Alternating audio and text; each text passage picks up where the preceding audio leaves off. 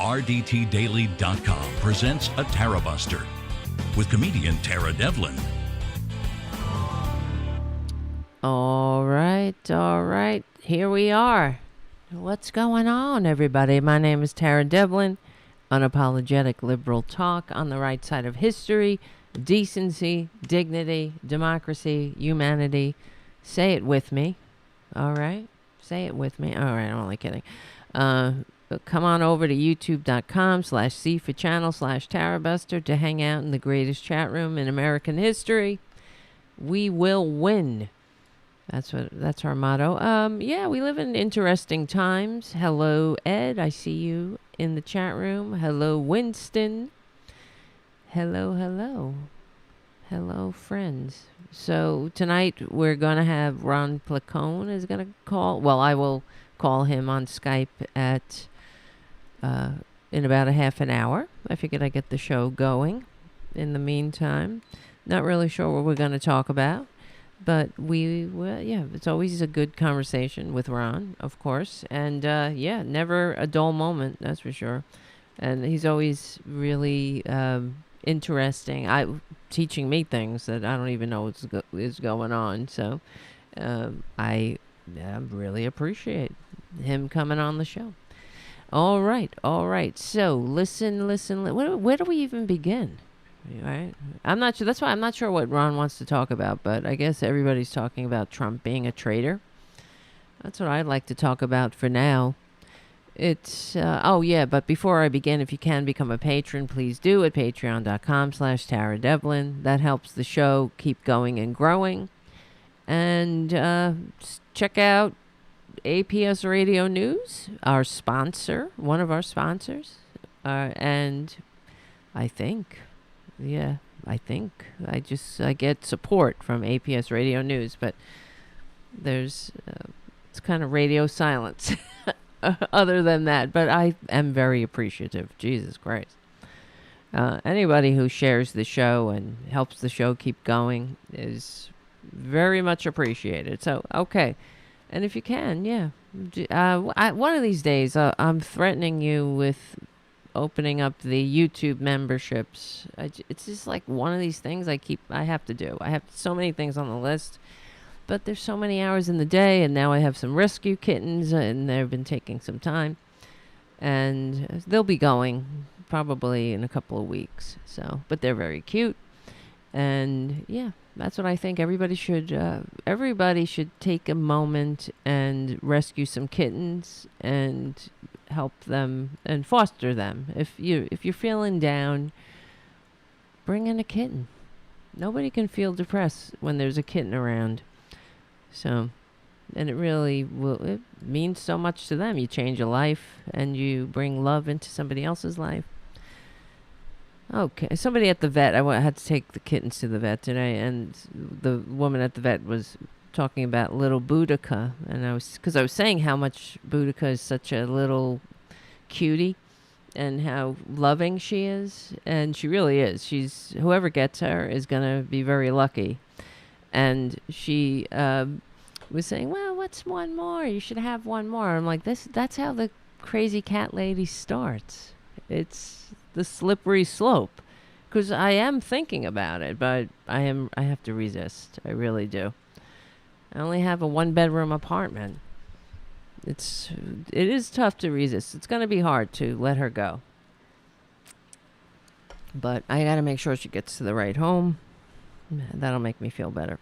All right. So, I love them all, but sometimes there's one that's really special, and that's what she is. She's only been here a week. They're all free range now. I let them out of the cage, so they're roaming around my bedroom, and they're very cute. They're really happy to be free and playing like madness in there. And little Boudica, when she goes to sleep, she sleeps right next to me. She's already a house cat. All right, let's keep going. Well, that's another thing that I hate about Trump, to tell you the truth. Besides everything else about him, is that he hates animals. Apparently, he mocked the Pences when they were moving into the vice president's residence, that he mocked them for bringing their family cat. And, it made me, I don't like Mike Pence, but it made me, oh, okay, at least maybe he's human somewhere in there. But I don't know. There is something, see, here's the thing. Trump, there's really something effing wrong with him. He's a disgusting person. He's everything that is horrible all rolled up in one human being. And there's really, if anybody can tell me otherwise or give me an example, is there anything redeeming about him? He sucks. He sucks at business. He is a filthy con man. He's a sexual predator. He is not a nice person. He is let's see. He's a disgusting liar. He admires the most disgusting people. He brings nothing to the table.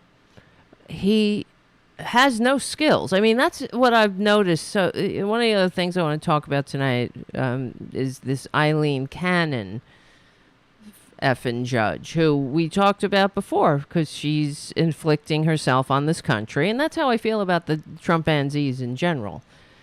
See, they're saying, one of the things they say, well, I've been watching the corporate media, which, drives me insane, but they were saying, oh, well, we just got to live with it. This is, the system we have. What, you draw Aileen Cannon from the hat, and that's it. You just got to go with it. This unfit, unqualified, so-called judge, who I think she was a prosecutor for 2 years, and then she became the judge. Trump put her on the effing bench after he lost the election. So he was doing, what all Republicans do. They, just shove as many filthy, unfit flunkies on the court. Well, not just Republicans, but Nazis. That's a Nazi tactic of corrupting the courts. And, just look up Nazi Germany, and that's part of how they rose to power. They corrupted the courts. Which would nullify their crimes. So when they would commit crimes, they would kill, let's say, one of their thugs would kill a communist or a Jew, they would go to court and it would be nullified by one of their fascists that they had shoved onto the bench. So, sound familiar? That's what the Republicans do here. And I'm not sure if they're following the Nazi playbook deliberately, but it is sort of like they can't help it. That's who they are. So, because they're fascist, and every Republican chest beats the heart of fascism. And prove me wrong, please.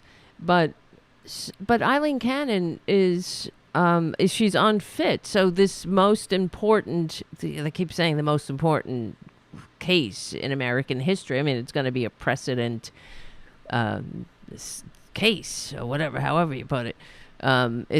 You would think that somebody with some knowledge would be qualified, would understand their limitations. That's another thing. But as far as the Trumpanzees are concerned, being unfit and unqualified is their selling point. That's their birthright. They don't qualify for the jobs that they have, but they simply squat in their positions of authority. Like, I mean, think about it.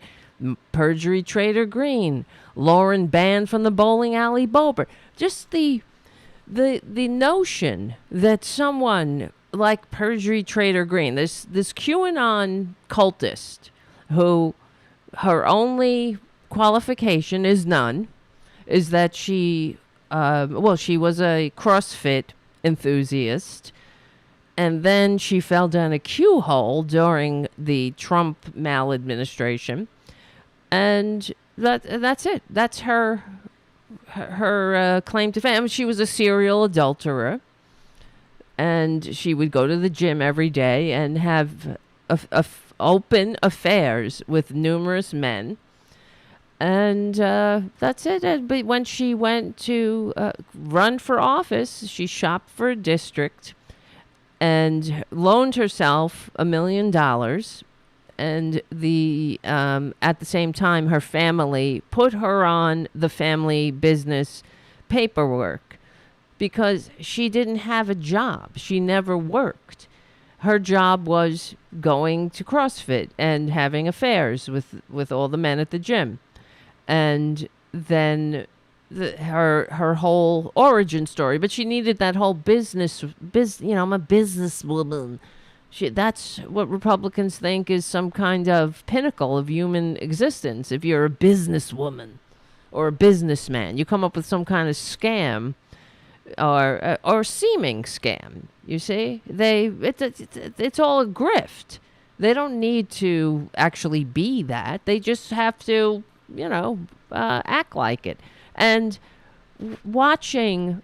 If you watch the hearings, on C-SPAN, when Perjury Trader Green is on deck and she's up there and she's railing against the educated and the informed, it's almost like you want to die inside. It's like what the hell what happened to this country, really? Who votes for this? It is an effing disgrace. And for example, I just want to play this one clip. I don't know how long we could stand it. This is Perjury Trader Green. And we'll get to the Trump being a traitor, of course, and everything else. But so Perjury Trader Green goes on a rant against, because according to the Republicans too, there's a big conspiracy against them. If you know what the hell you're doing, you're somehow in some big conspiracy. And if you really are following, if you're trying to do the best for your country, you're somebody's got some nefarious, you really doing, you're on some kind of, globalist mission to do something to some asshole in Kentucky or whatever. And it's really sickening and annoying, but truthfully, it's projection. Everything that the Republicans, that comes out of their mouth is projection or a confession. And they accuse others of the very things of which they are guilty because because this is how they behave, you see? So everyone in their minds, because they have a guilty mind, they think that everyone acts like they do. Everyone has no integrity like they do. Everyone is up to no good like they are. Everyone is pretending and manipulating people like they are. So here's Perjury Trader Green. She went on a rant at of course, against COVID. So during a House Oversight Committee hearing featuring the CDC director, Dr. Rochelle Wolensky. So, she's a doctor. She knows what the hell she's doing. And she made it all the way to the CDC.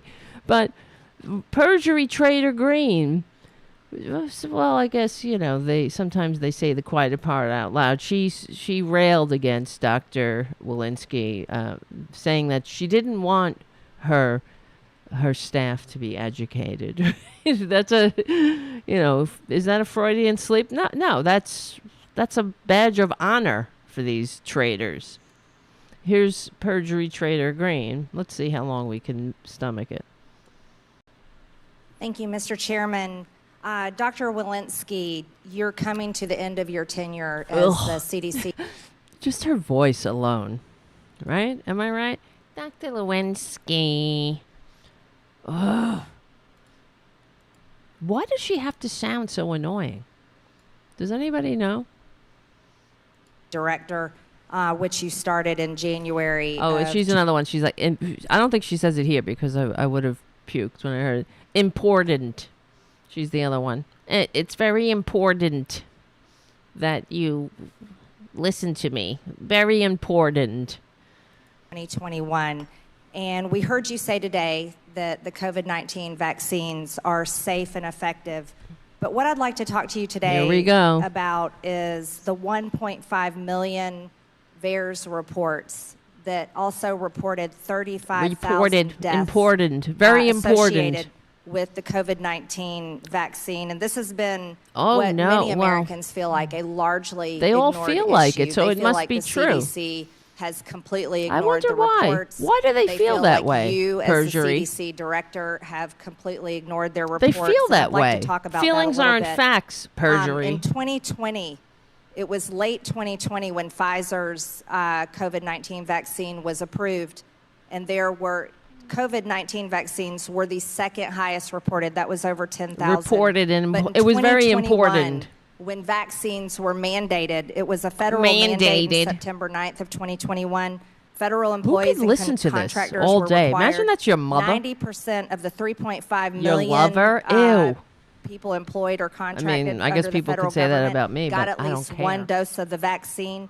Vaccine cards At least were I widely don't say required important. in Democrat-run cities all over Democrat, the country, yes. basically to become a member of society. And Why in doesn't anybody 2021, just start laughing at this COVID-19 bitch? reports That's what has skyrocketed to number happen. one. We gotta at get to that point. 728,829 Where all reports. Republican speeches Second was the zoster are, shingles accompanied vaccine by at laugh just tracks. over 14,000. Right? That's a massive number. Is and it the massive? numbers kept growing and growing and growing on the VAERS report. and growing and growing I'd also and like growing. to talk to you about how much money the American Money. taxpayers Isn't were that your forced con to man pay Führer's Pfizer favorite and thing? Moderna for vaccines. The government She should paid just be Pfizer laughing her and ass Moderna off in when they cut to 2020, her. 2021 and 2022. 2021, Pfizer 2022. received $15.27 billion. It was very important. Moderna received 9.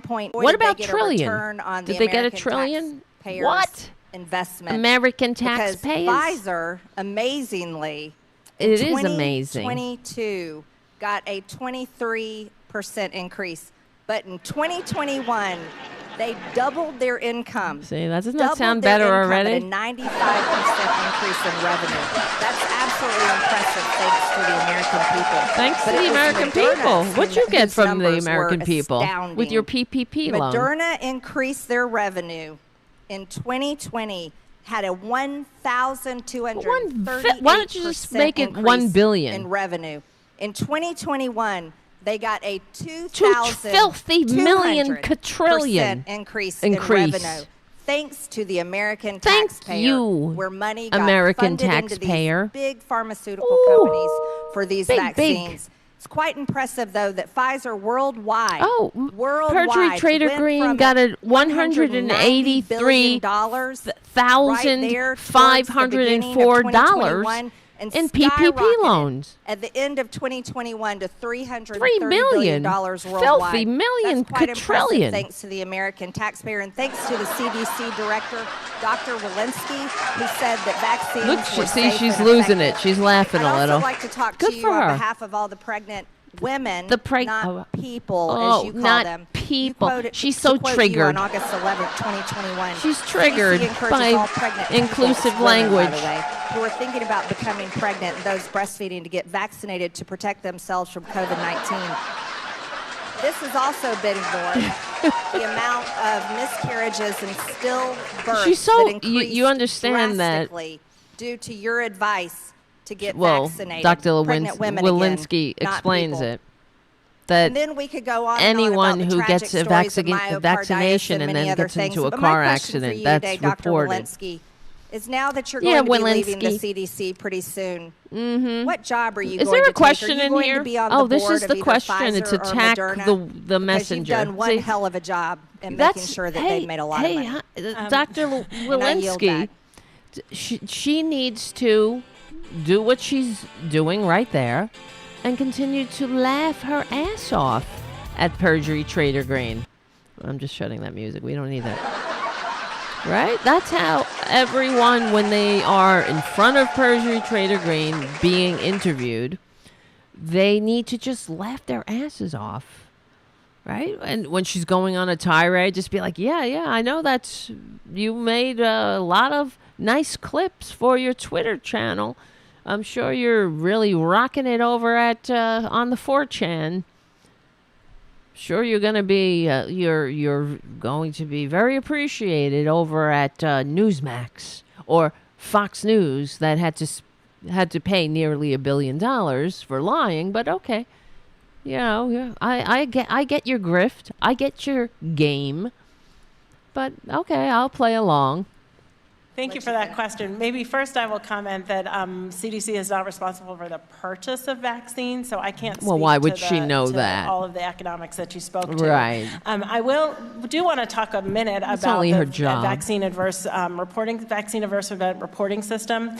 So that system is intended for any person who has gotten a vaccine, if they have an untoward event after that vaccine, whether or not is related to the vaccine, they report. It is intended to have an over-reporting.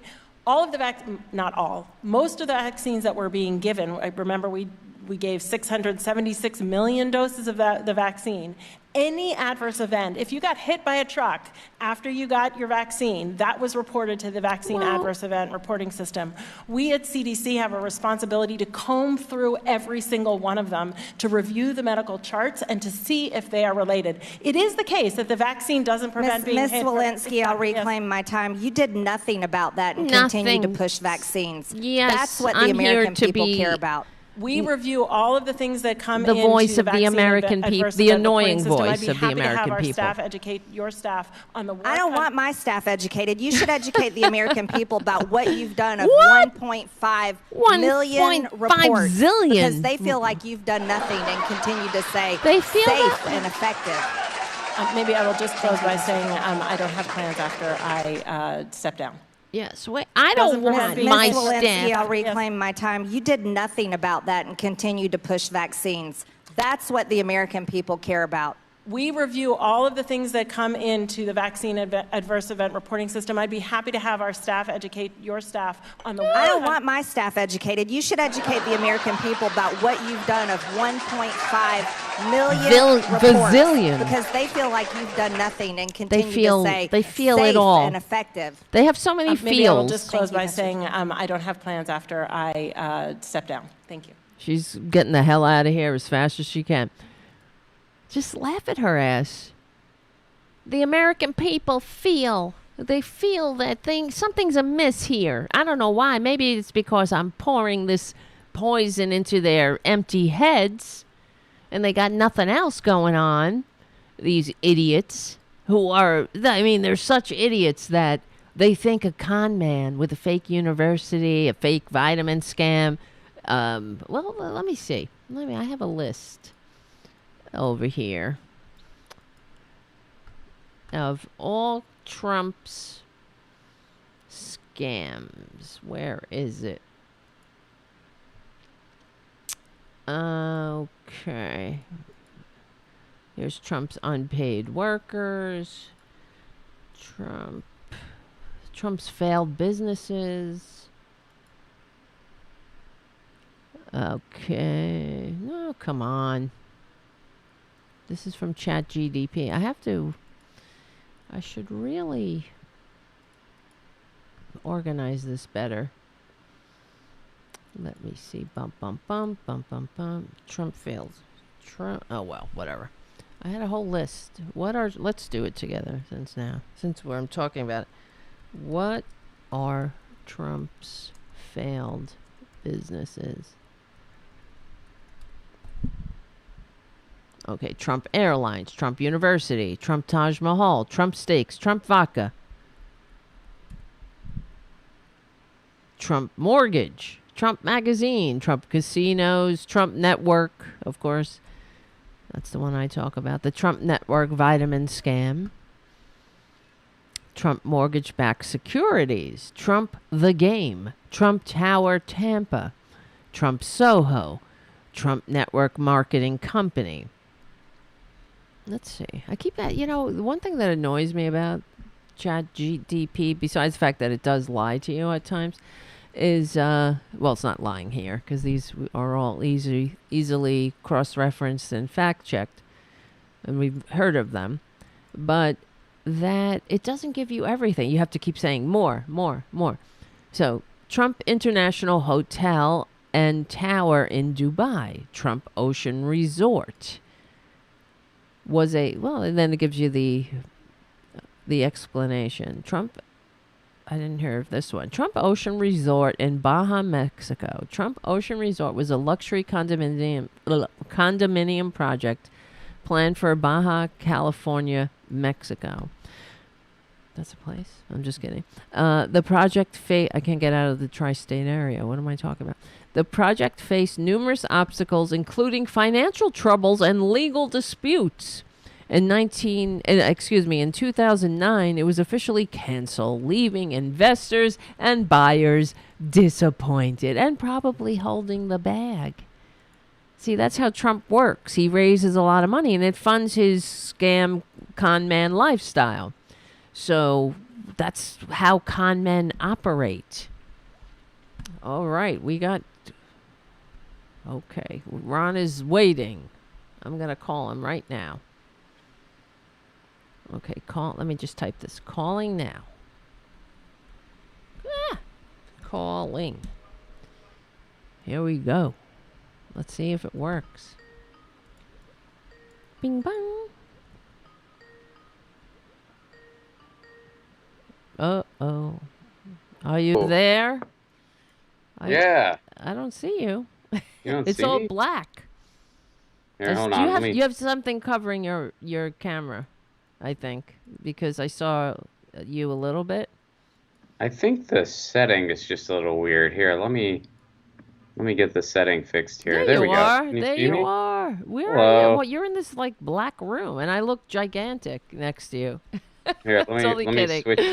It's just that our heads are not Check. the same size. No, is my mic a little better now? I just switched the mic. I haven't used Skype in a while. You'll have to excuse me. Yeah, let me ask the audience. They're the producers. There's just a delay though, so it's okay. They're saying we have audio. Good. Perfect. Here, I'm gonna put my lights on. Okay. Everyone hears you and sees you. Oh, that's a little better. At least there's some atmosphere there. Yeah. That looks better. Yeah, it was kind of weird you sitting in this dark. It was like, and plus with your dark shirt, it looks almost like you were a disembodied head floating. Well, in my the screen's darkness. being kind of weird. Like my screen was kind of acting up, so I had to abandon using my screen. But yeah, usually I have a thing behind me and stuff. Right. Oh, really? What's wrong with your screen? What do you? I don't know. The TV was just acting goofy. Here, let me see if I can fix it real quick. I'll be right back. Okay. Let me just. It's good. I'm glad that Here. that at least you're here with not much fuss. I am here. You can see it. You can hear me, Yes. but you can't see me. Let me see if I can. Yeah, fix now my I see. screen. I just see the Skype symbol. Yeah. And everyone says you sound great. I'm gonna finagle with the screen here, see if I can fix it. But in the meantime, what's up? Well, I don't know. I mean, we were just talking about, Trump being a traitor and the indictment and everything. But, we talk whatever you want to talk about. We can talk about that too. I know you always have something interesting something that I haven't heard of. So I'm wondering, That's my niche, like stuff people haven't heard about. That's where I come in. Mm-hmm. I just swoop in with the yes. Hey, here's some policy chat. Right. I'm your policy guy. Oh, I did the thing again. All right, so I fixed that. Here, hold up. Let me do the thing again. I see your YouTube backdrop. Yeah, hold on. All right, there. Is that better? That's better. Am I yes. okay? That's good. So how did you do that? Well, How we did can I talk do about that? it later. Yeah, I Yeah, mean, that's I'll like a explain green it. screen thing? No, this is just a regular screen. It was just being weird. Okay. And it goes behind you automatically? Well, yeah, I mean, I just turn it on. It's literally like a TV screen. Oh. Yeah, and I think I want to. That's confusing. My thing is being mirrored right now. I wonder if I can. Oh, you think you're in the opposite? It's showing. Yeah, you a mirror? I think so. I don't know where I'm. I don't coming know. from You look like you Does to it me. look the right way? Okay. It looks. I mean, it looks like you to me. But you know you better. I know if I was looking at myself flipped, I'm sure. Okay. It'd look weird. All right. Well, we'll keep No, it. doesn't. You don't look flipped. You look All right. normal. Cool. If I look right to you, that's Yeah, you all look it right. takes. You look. I never all right. use Skype anymore. I always use StreamYard. Oh, okay. Yeah. I mean, I'm on a Ecamm. It's like a thing, but I don't know. All I right. haven't used. Well, it's called Ecamm. That's what it's called. But I just used it from the beginning, and if I change anything, I'll have to learn a whole new thing. So it's like, you know, I mean, I feel your pain. Yeah, I really do. I know. Like, I wish I had started on OBS or something like that, but OBS, you should. I mean, I don't know. Is it I hate better? to sound like a cheerleader, but you should give StreamYard a chance. StreamYard. Okay. StreamYard is very easy to use and very, very good. And there is a monthly fee, but you can totally use the free version should you choose to. Mm-hmm. And yeah, it's so worth it though. Really? I'll In have my to look opinion, into yeah. it. Yeah, it's probably less. I'll have less technical problems, so that's for sure. So, I would look into StreamYard, and I think I have a referral code too, so I could refer you if you want. well, don't waste it because I don't know if I'm gonna sign up for it. Well, if you because don't use it, it won't be wasted. Oh, that's true. That's true. It's not like they give you a limited amount. So No, it's just like, hey, so and so referred me, and then I Right, think right. we both get Okay. like $1. I think it's like $25 or something. It's Oh, not nothing bad. Whatever. crazy, but Whatever. It's lunch. So Yeah. Anyway, what are you thinking about? I mean, what am I thinking about? yeah, Well, what's I'm on your thinking mind? the thing that I really wanted to kind of promote today is, one thing that you know about me, and I know you're on my list of people who I feed information to, Mm-hmm. is I'm very passionate about digital rights. I collaborate with Fight for the Future on their campaigns, and we are up to all kinds of things, trying to restore net neutrality, which is a battle that we've been Yeah. on for a long time. So We frustrating. are fighting facial recognition, in particular right now at live events and venues. Right. We are fighting all kinds of policy that is out there that will actually make the internet a less safe place. Bills like KOSA, which is called the Keep Kids Online Safety Act, which would do anything but keep kids safe online. Because guess what it would do? It would blow a hole in end-to-end encryption in our messaging, which would make everybody more vulnerable.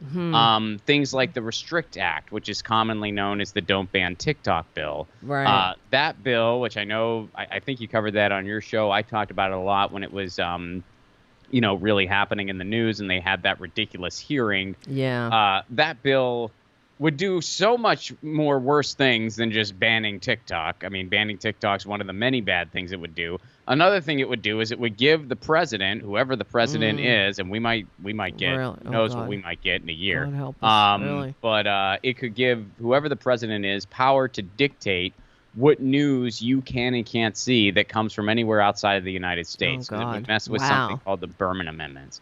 So That's frightening. here's the good news, Tara. There is now a resource where you can see all these horrible internet policy bills in one place, so you can kind of dissect all of them, and you can sign the petition to tell your lawmakers to reject all of them. And it is conveniently called badinternetbills.com. That's great. Yes. Perfect. Yeah, so go to badinternetbills.com. It sums them up. It's a super convenient spot. And it's really important because, I mean, we're seeing the effects.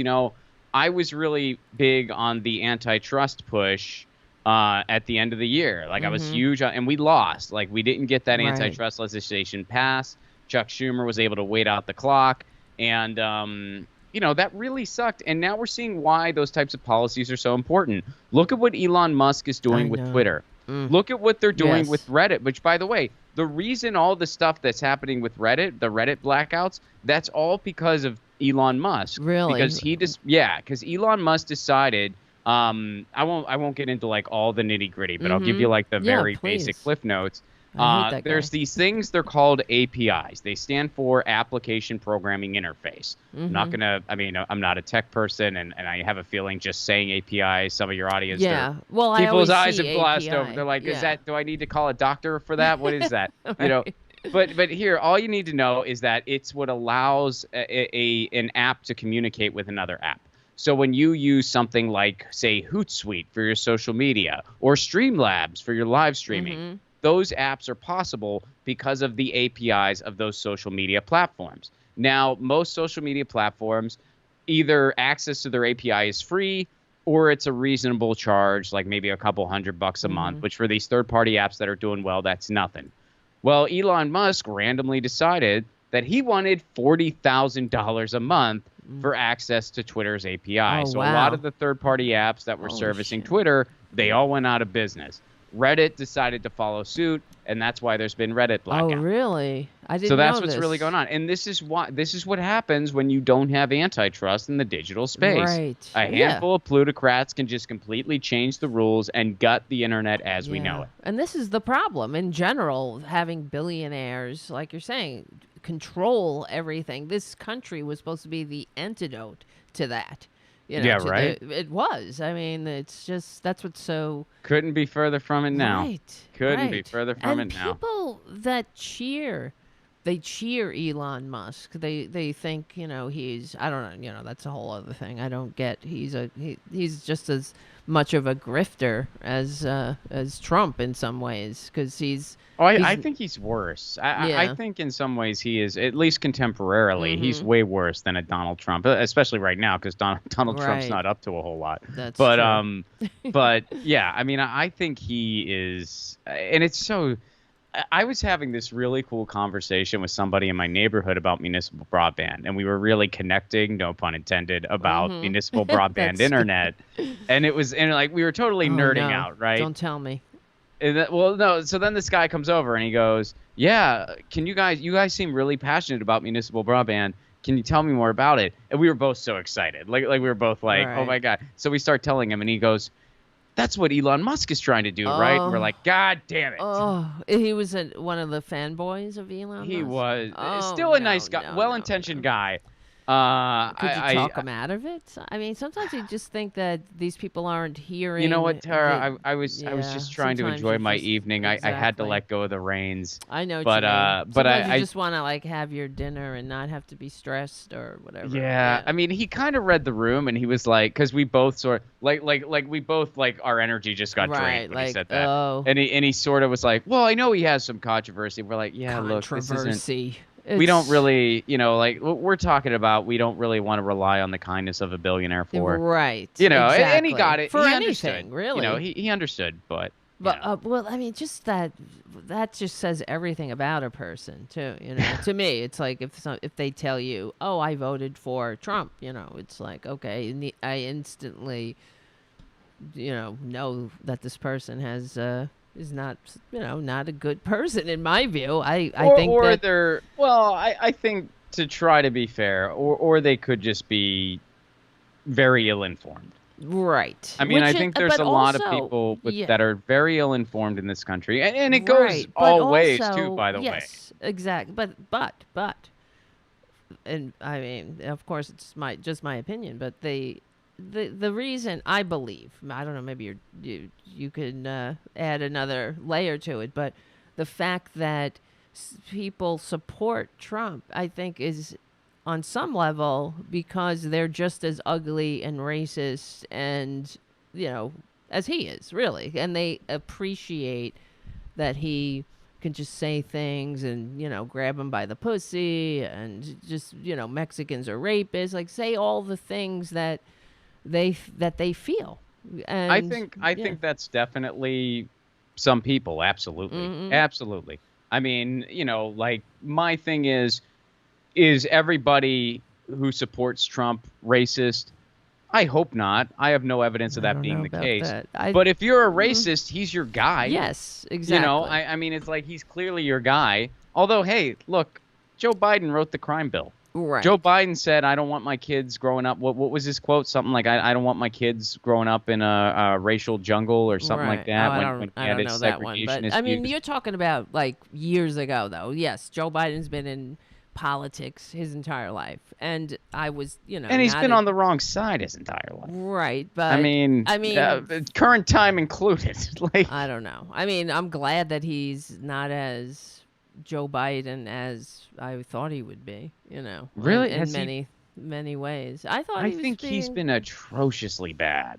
I mean, yeah, he doesn't say anything stupid for the most part. I mean, he's said more stupid things on the campaign trail than he has in office. I think because he's just kind of sleepy. But I think he has completely. I mean, just every single little crumb he promised, he couldn't even deliver on. He did no meaningful executive orders during a public health crisis. He, completely backpedaled on even just the smallest of promises, the $15 an hour minimum wage. He set up his student loan debt forgiveness in a way that it was going to fail, and he knew that. He can't even fully staff an FCC. It's been, I think it's been putrid.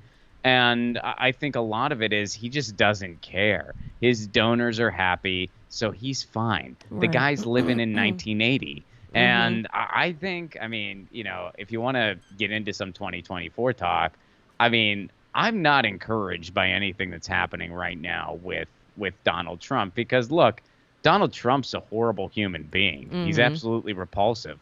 But guess what? Even if something meaningful does happen to him, which I don't think it's going to, but even if it does, well, what does that mean? That means that now the front runner is Ron DeSantis. Oh, yeah. Who is by far the most dangerous person in American politics. Donald Trump, as terrible as he is, he would be like a frickin' molehill to Ron DeSantis's mountain. Right. He's just, Donald Trump is just a narcissistic neocon baboon who just can, he's like Play-Doh, he can just be molded by whoever has his ear and compliments his haircut. Of course. He just surrounds himself with other neocon lunatics. So that's all he is. Ron DeSantis, however, is a competent theocratic fascist. I'm more afraid of him. That's why it's so ridiculous with the Republicans saying how Joe Biden is attacking the front runner because he wants him out of the race. That's just bullshit. I think he could beat Trump. Trump is probably our chance to have the Senate and the House. I think he has a better chance against Trump than DeSantis. That's what I mean. I don't That's think why he has a great chance against either one. I think. I think because Trump is not going to get elected again. There's no way. You don't think? No. Unless they. I think it's definitely possible. I don't think so. I really don't. He barely pulled it out the first time, and he every time he's on the ballot or one of his minions, it seems that he's a loser. He's just a losing, and I think that people are just sick of him. Really, I think people are sick of him.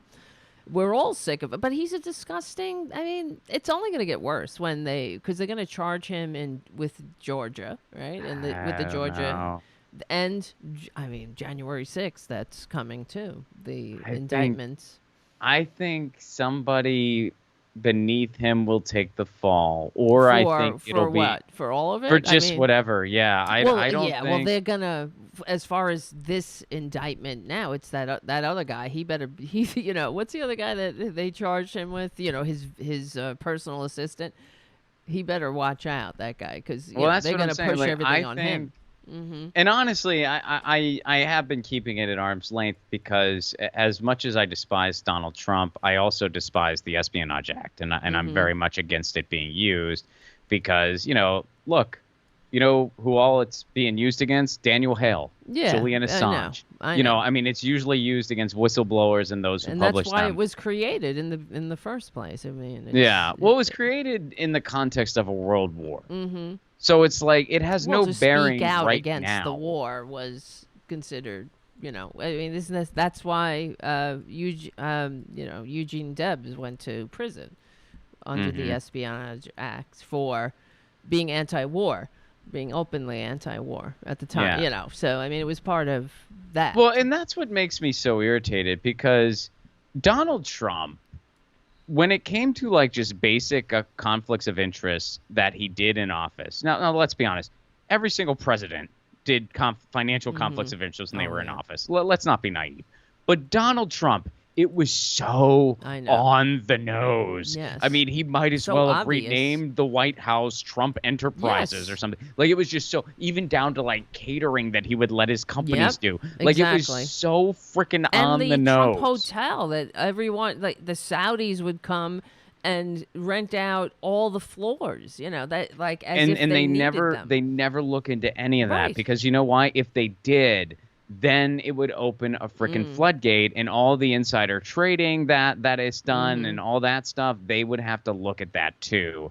And that's something they don't want to do because guess who? Republicans do that, Democrats I do know. that, Mitch Yep. McConnell does it, Nancy Pelosi does it, you name them. Right. So they don't want to open that can of worms. So Yeah.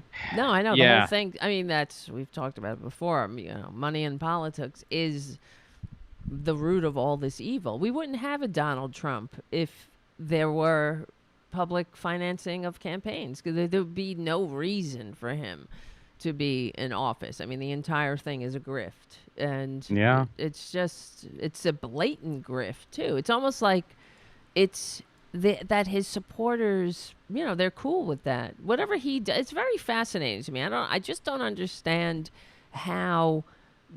I mean, maybe you can explain it to me, but we talk about it on the show all the time too. Because every now and then I'm like, how is this even possible? How do people actually support that disgusting lump of greed? That's all he is. I don't know if I can explain it to you, but I can give you my guess. Yeah.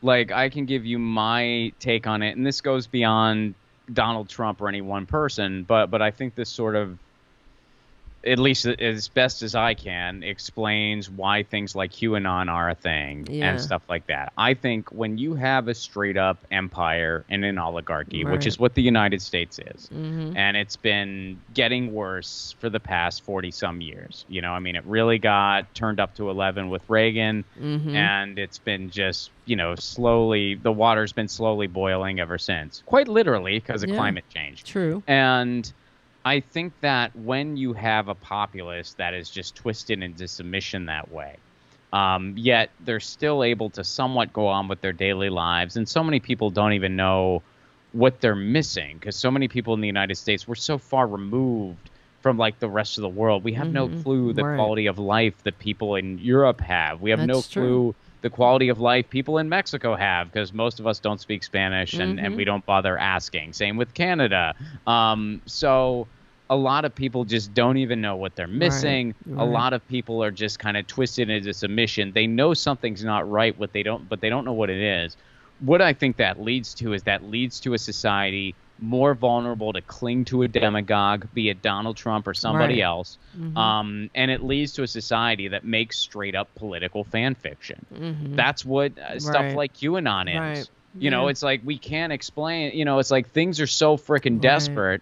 Things are so, we took a chance. We had the Bush administration. We realized, hey, this is whack. We took a chance on Obama. Obama governed like Reagan, so we're not going there again. So we took a chance on Trump. Things are still terrible. Well, it must be because he's the one hero trying to slay them all on his own, and it's all part of some big plan, and we're going to cling to this desperate political fan fiction. And you see all kinds of factions clinging to their own version of political fan fiction. Like the Democratic establishment has their own versions of political fan fiction. Everybody was against Hillary Clinton. It had nothing to do with her not being a decent candidate. Like, oh, Joe Biden's doing great. Everything that happens, it's never the fault of the people in power. It's never the fault of the Senate. It's never the fault of the Congress. It's always, it's the parliamentarian. It's this, it's that. There's always someone else to blame. Things like we that, have to respect the Supreme Court, even though most of the Supreme Court were appointed by presidents who didn't win the frickin' popular vote. There's no reason for the Supreme Court to exist. It should be abolished. Yeah, and at least changed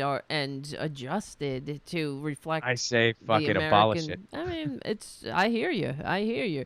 But you're 100% correct. It's this tyranny of the of the minority is what's so horrific in this country. Where and that's the way. What frustrates me about Democrats is that they just sort of like concede when it happens. It's like, oh well, I guess here's Justice Amy Coney Barrett. Who cares? They just go along with the grift. And if the shoe was on the other foot, we know that if, let's say, the Democrats pushed a Supreme Court justice on the court when the vote was already happening, and in direct contradiction of everything they had done previously, Yeah. The Republicans would never stop calling the court illegitimate. They would say the illegitimate justice, the illegitimate Supreme Court, the illegitimate Justice Amy Coney Barrett. It's just, but the Democrats just go along with every time they're defeated. If the Democrats governed the way Republicans do, Donald Trump would have had at most one pick. Yeah. There's a chance he would have had zero. Because the last pick, they would have stalled. They would have threatened to shut down. They would have said, he's been impeached. He's illegitimate. We can't let him pick. And they would have stopped that one. That's right. The other two was, or at least the other one, if they would have gotten RBG to retire, they would have done that ahead of time before she passed. And then the third one, if Obama would have actually gone to the mat for the court pick that was rightfully his and would have gotten it before his term was over, there's three. Right. So if Democrats governed with a spine, Donald Trump would have had zero Supreme Court picks, not exactly. three. And with I always think about when Ruth Bader Ginsburg died. I'm like, why did it was like how many days before the election? Why did they even have to announce that she died? Back in the old Henry VIII days, they would make sure everything was in place before they made an announcement, But that's what I thought they too. But anyway. But Democrats don't play like that. They just go, oh well, we were defeated, and then they go along with it. They pretend like everything is normal, and meanwhile, we are under this tyranny of the minority, and it's unacceptable because this is not the country the American people want. We know this. No, nowhere close. It's really true. So they constantly go on about the how we're a center right. We're not center right. I mean, I've heard that my whole life. They've kind of as far as how we're governed, we're far right. Oh yeah, as far as how we're governed. As far as the people who live here, I don't think it's we're not that way. I mean, I think we're a lot more conservative than a lot of other countries as a whole. Like I do feel as a leftist, I am by far politically speaking the smallest group. Like I think leftists, like I'd say we're definitely less than 10%. Mm-hmm. Like I always say, being a leftist in the United States is like being a surfer in Nebraska, and the only way you can get to the ocean is if you walk. But and I do believe like that's true, but I don't think that's totally a result of the people who live here. I think it's more a result of the system. Mm-hmm. Well, I think it's a result of the media. Frankly. Yeah, the media, which I mean, at the end of the day, it's. I mean, Wall Street owns everything. Right. Well, that's the thing. Yeah. As the country is less than 250 years old, and one of the things, and I talk about on the show all the time, is this corporate media. The difference, what we're seeing with this indictment with Trump, and then when we can go back in time, when the Republicans asked Nixon to resign, saying it's over. That's because at the time the American people weren't getting two different sources of information. They were getting the same news. You had the nightly news. There wasn't a big conspiracy for Nixon. No, I mean there wasn't Enanon for him. Well, they tried. There was, of course, like the John Birch Society and whatnot, but they didn't have the reach that the right wingers do now, to be able to consolidate and find the dumbasses who are attracted to all of these, like QAnon and whatnot. That's because it's so readily, you can bring everybody together into this conspiracy. But it was a little bit more difficult because people were watching the same nightly news. They were watching, the CBS nightly news or the NBC nightly news. And they had a trust of the news. So... And which is, the news was actually... The news was better, though. Yes, Let's and also, it was more it's of not, news. Exactly. A lot of that lost trust is deserved. Yes. Like the news was way more respectable. Yes, because the Telecommunications Act of '96, that was Clinton. This is what drives me insane.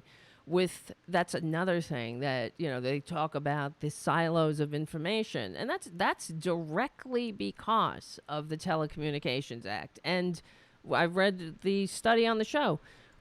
They did a study. When did the American people become so divided? It started in 96, when they started they signed the Telecommunications Act of 96, and that's what created Rush Limbaugh. So that was like the first, time that there was no fairness doctrine, there was no the media in the country started to become more conservative and then you had the the other media. But that was the first time that a Rush Limbaugh could exist. He couldn't have existed before because he would have to have another point of view on, So when with the fairness doctrine, there would be no Rush Limbaugh, And when Clinton, he put the last nail in the coffin of media deregulation, which allowed people like Rupert Murdoch to own a newspaper, a television station, a radio station, all in the same market. A bunch of all of them. Yes, but before that, this is what's so alarming, and I think this is part of why the American people are so dumb, too, because it was considered one of the pillars of democracy to have a media that it was that wasn't consolidated. Let's say now we have 6 transnational corporations owning the entire platform, of all of the media conglomerates, and it used to be over 50. So you weren't allowed to have a newspaper and a TV station and a radio station. It was forbidden because it was protecting democracy, and it was commonly understood. And what gets on my nerves is that they asked Bill Clinton about this at one. I should find the clip and have it ready play it on the show, but they asked him about this, what he thinks, how after signing the Telecommunications Act and why, now all the harm it's done. What do you think about it now? Do you regret it? And he was like, oh, well, we just didn't foresee bullshit. No, he knew exactly what it did because it went a long way from where it started. The Telecommunications Act started, and this was when Ed Markey was part of it. It started about broadband accessibility. It was something totally different. Then that Republican from South Dakota got his mitts on. I forget that guy's name off the top of my head, but it was that Republican out of South Dakota who's not even a big figure in American politics. But he added all this media ownership nonsense. And then Ed Markey was like, no. But nobody stood up to it in a meaningful way. It got through in the dead of night. And then Clinton was like, okay. And this bill has been terrible. He's one of those new Democrats, so-called new Democrats, which really... now they're just Democrats. Yeah, exactly. Well, now they're just. I mean, it's just Democrats now. Well, can I ask you? Go ahead. Are you excited about Cornell West? Cornell West? Why? What do you mean? You didn't hear he's running for president? No. Cornell West is running for president. What? Are you serious? You didn't hear about this? I didn't hear this. No. Yes. I'm sorry, I didn't hear this. Cornell West is running for president as a Green. When did this happen? Recently. 10 hours ago? I'm just looking it up now. No, longer than that. Okay. But yeah, no, Cornell West is running as a Green. Well, of course. Why would I haven't heard this. I mean, it's not on the corporate media, so yeah. I mean, we just keep getting It was, though. CNN covered it, I think. They did? Yeah, I'm pretty sure. Of course they won't. I mean, this is going to be great. I hope he gets the at least enough to get on a debate stage, Yeah. Really? Well, I'm thinking about. I think I might Green enter to make sure I can vote for him in the primary. I'm not registered with any party right now. I'm no party preference because I live in California and it's easy to do that. So I might go Green. Yeah, why not? So who is he? But who else is running to be? I think Howie Hawkins will run. Oh, okay. And I don't think Howie Hawkins did a particularly good job in 2020, so I'd like to see Cornell West. Well, Cornell West is amazing. I don't know actually, now that you're saying, I mean, I'm just thinking, I don't really, he used to be on the corporate media sometimes, and I guess they're not using him anymore. You know, like he would come on and do commentary and whatnot. But Yeah, they'd have him on. They'd let him, yeah, you know, they'd let him say MSNBC. some stuff. I wonder what He happened. would always tick everybody off. Right, but he probably went on said anyway. something. Yeah, that got him banned or something. You know, because he used to be. Am I wrong here? Was he a? He's still around. I mean, Yeah. he's definitely still around. And yeah, he's doing good. I mean, I'm very excited that because I really had nothing to look forward to in 2024 at all. Now I at least have like, well, hopefully Cornell West gets 5%. Yeah, hopefully. You know, you know, where a miracle happens and he does and he wins. You know, like I mean, I know that's a miracle of miracles, but hey, I know, you got to try. unfortunately. Yeah, yeah, but yeah, miracle of miracles. I don't know. I guess we would have to see. I would definitely. I mean, whatever. Well, you know, he's not it's gonna one win. of those things. If you don't try, what do you got? I mean, if you don't try, like you're giving them exactly what they want. Like when people are like, well, you know, we just have to. I'm like, no, dude, we got to try. We got to try. When people are like, oh, well, you know, I'm not gonna vote. I'm not gonna this. I'm like, well, you're giving them exactly what they want then. I mean, if that's how you feel, like, okay, I can't really argue with you. I know how effed up the system is. You're not wrong. But by like not even just, you know, trying to throw a wrench in the circuits, it's like, you know, you're giving them exactly what they want. People are like, well, if nobody showed up to an election, things would have to change. No, it wouldn't. They'd be thrilled. No, I know. Are you kidding? Well, that's the powers that be. Really. Only 27% of people vote in local elections typically. 27%. They'd be real estate developers would be happy if that number was even freaking lower. Well, they love that's it. The point of so they can get whatever they want. Yeah, well, this is why Republicans. I mean, the whole negative ads and everything. That they've done studies on that it kind of stops people from voting. They're like, oh, I don't want to deal with this. Yeah. So that's why they produce these negative ads. It's a tactic to limit the voting rolls. I mean, that's an open right-wing tactic, that's for sure too. Oh yeah, you know? I mean, Republicans do, and that's just statistically a fact. Republicans always win when voter turnout is lowest. I mean, the furthest right faction always wins whenever voter turnout's lowest. I mean, it's That's like right. that I mean, hey, Italy just elected their most conservative prime minister literally since Mussolini. And guess what? They had the lowest turnout. She's a straight up fascist. Right. They had their lowest turnout since. Disgusting. You guessed it, Mussolini. I know. You know, it's horrible. And this is what I mean. And the tyranny of the minority. And it's the rise of fascism all over the world is, I don't know. I mean, sometimes as somebody, I'm a buff of World War II, and it is really alarming. There are so many parallels to. Big time. Yeah. Big time. I mean, look, I'll be straight up with you, and maybe you're not going to go here with me. I consider Ron DeSantis a straight up Nazi. I'm not. That's no hyperbole. There with you. That's no hyperbole. No, he is hear a you. Nazi. He is a eugenicist. He is a freaking Nazi. And you know what? He is literally trying to exterminate transgender people out of existence. Yes, he is. And then he uses all this flowery language. No, it's not about. It's about parental right. No, that's bullshit. You really read what he's trying to do. How he's trying to make it even harder for transgender children who already have it hard enough. I know. He's trying to make it just a little bit harder, trying to make sure they don't have access to anything. That's right. And I mean, that he's they don't literally. Exist.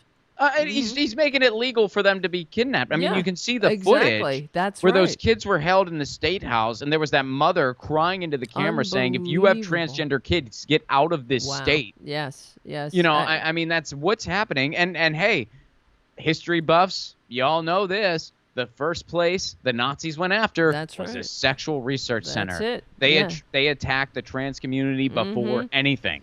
So, yeah, a lot of eerie parallels of history repeating itself. Of course. And that guy is so incredibly dangerous. He is, because there's no low too low for him. And Well, so how psychotic, I mean, does it ever just make you stay up at night that like the only person standing in his way is Donald Trump? Yes. But I mean, how psychotic is that? What makes me stay up at night, really, is the fact that the corporate media presents him like some kind of reasonable. a Yes, reasonable like option. it's freaking nuts. And that's why, like, it's like, I mean, there are times where I'll just think about it. I'm like, how crazy is it? Yeah. I mean, again, like, as horrible as Trump is, if it's going to be him or DeSantis, I'd rather it be him. Well, yeah, Like, that's I'd rather the it be saving him. grace is that Trump is such a buffoon and can't control himself. But that's why Ron DeSantis is even more frightening because he, and you know what it reminds me, we talk about Roman history a lot too, because that's another one of my favorite times to study and whatnot. And it reminds me of the fall of the Roman Republic, where you had one of the reasons that Caesar was assassinated was because he didn't show deference to the Senate.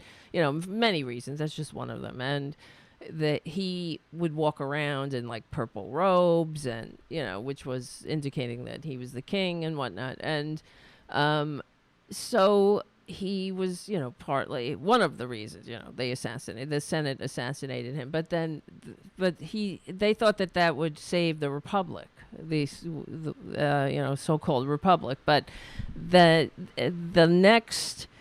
first Roman emperor was Augustus, he learned the lessons of Caesar and he toned it down while consolidating power and basically destroying the Roman Republic for good. So by the time he was dead, he died when he was like 78 years old. Most Romans didn't remember when the Republic even existed. And if you went back in time and you interviewed a Roman, and you asked them what kind of government do you have, they would say a republic.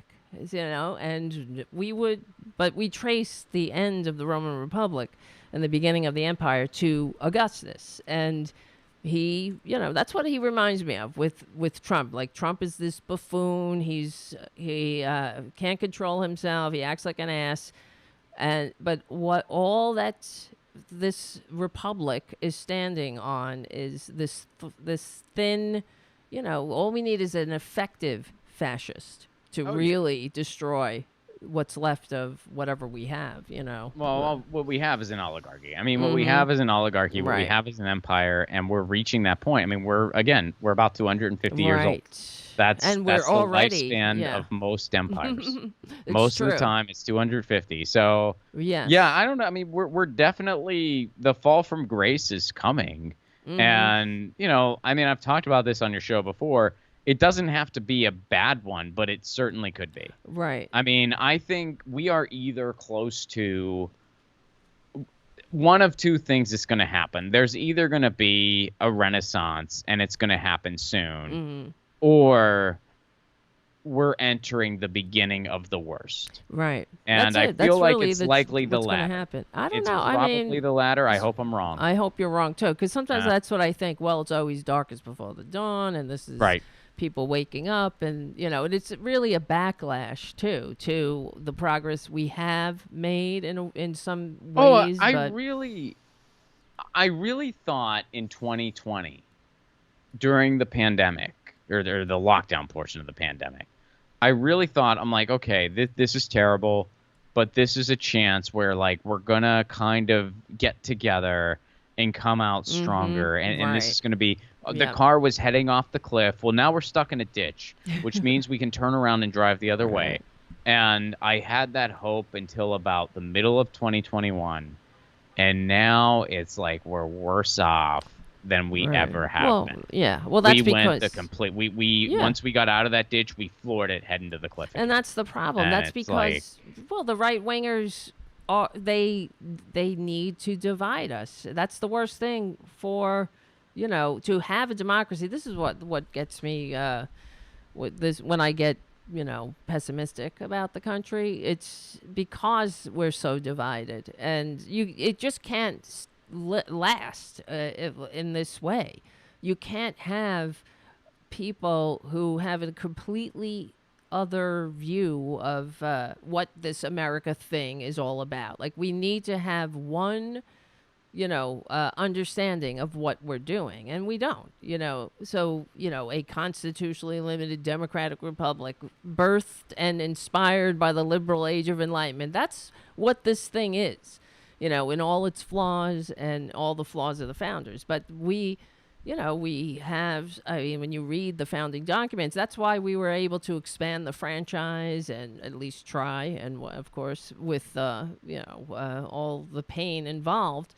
And it's always been the tension between the rich, of course, trying to consolidate, and the rest of us. And it seemed like, maybe we would go in the right direction. But now I'm like, because we're so divided and that there's such a misunderstanding about, let's say, billionaires running things. People like, oh, billionaires are great.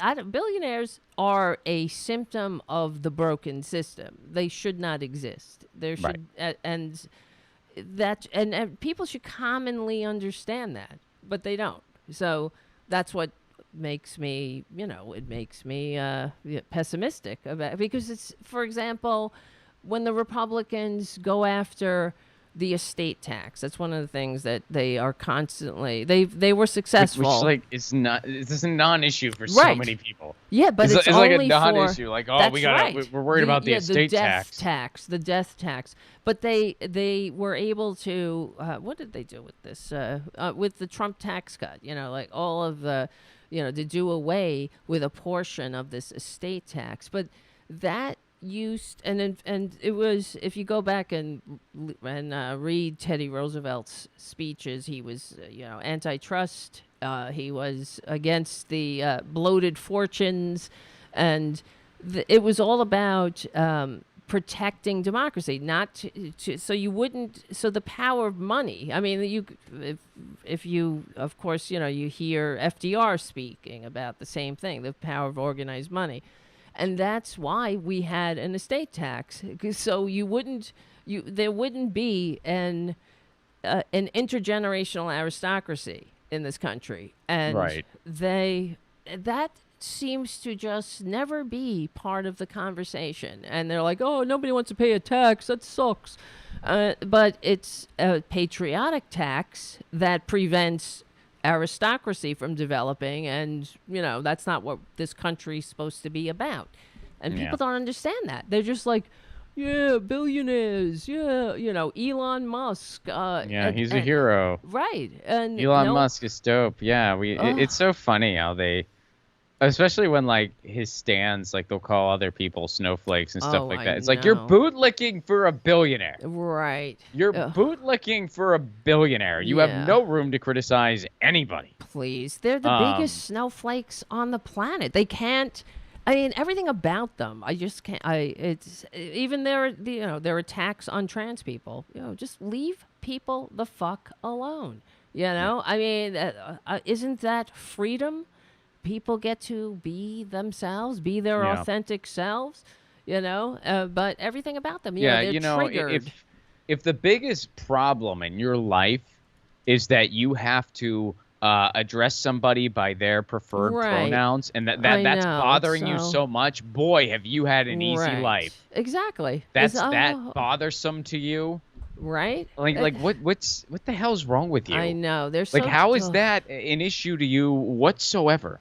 Right. Like, is that any of your business? Shut the fuck up with this shit. It's just so, and that's what's so alarming too. The fact that they target children while saying they're protecting children, but they don't give a shit. They don't know anything about these families. Not doing it. They're completely. I mean, what they're doing to children is freaking terrible. I know. And they're horrific. They're sheltering children from seeing the statue of David's penis while they're going through school shooting drills. It's absurd. I know.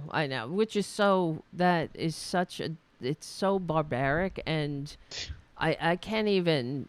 I can't, with. No, I mean, hey, I just became an uncle, and I wonder the world my niece is going to grow up in. It worries me. It really does. Live shooter drills, right?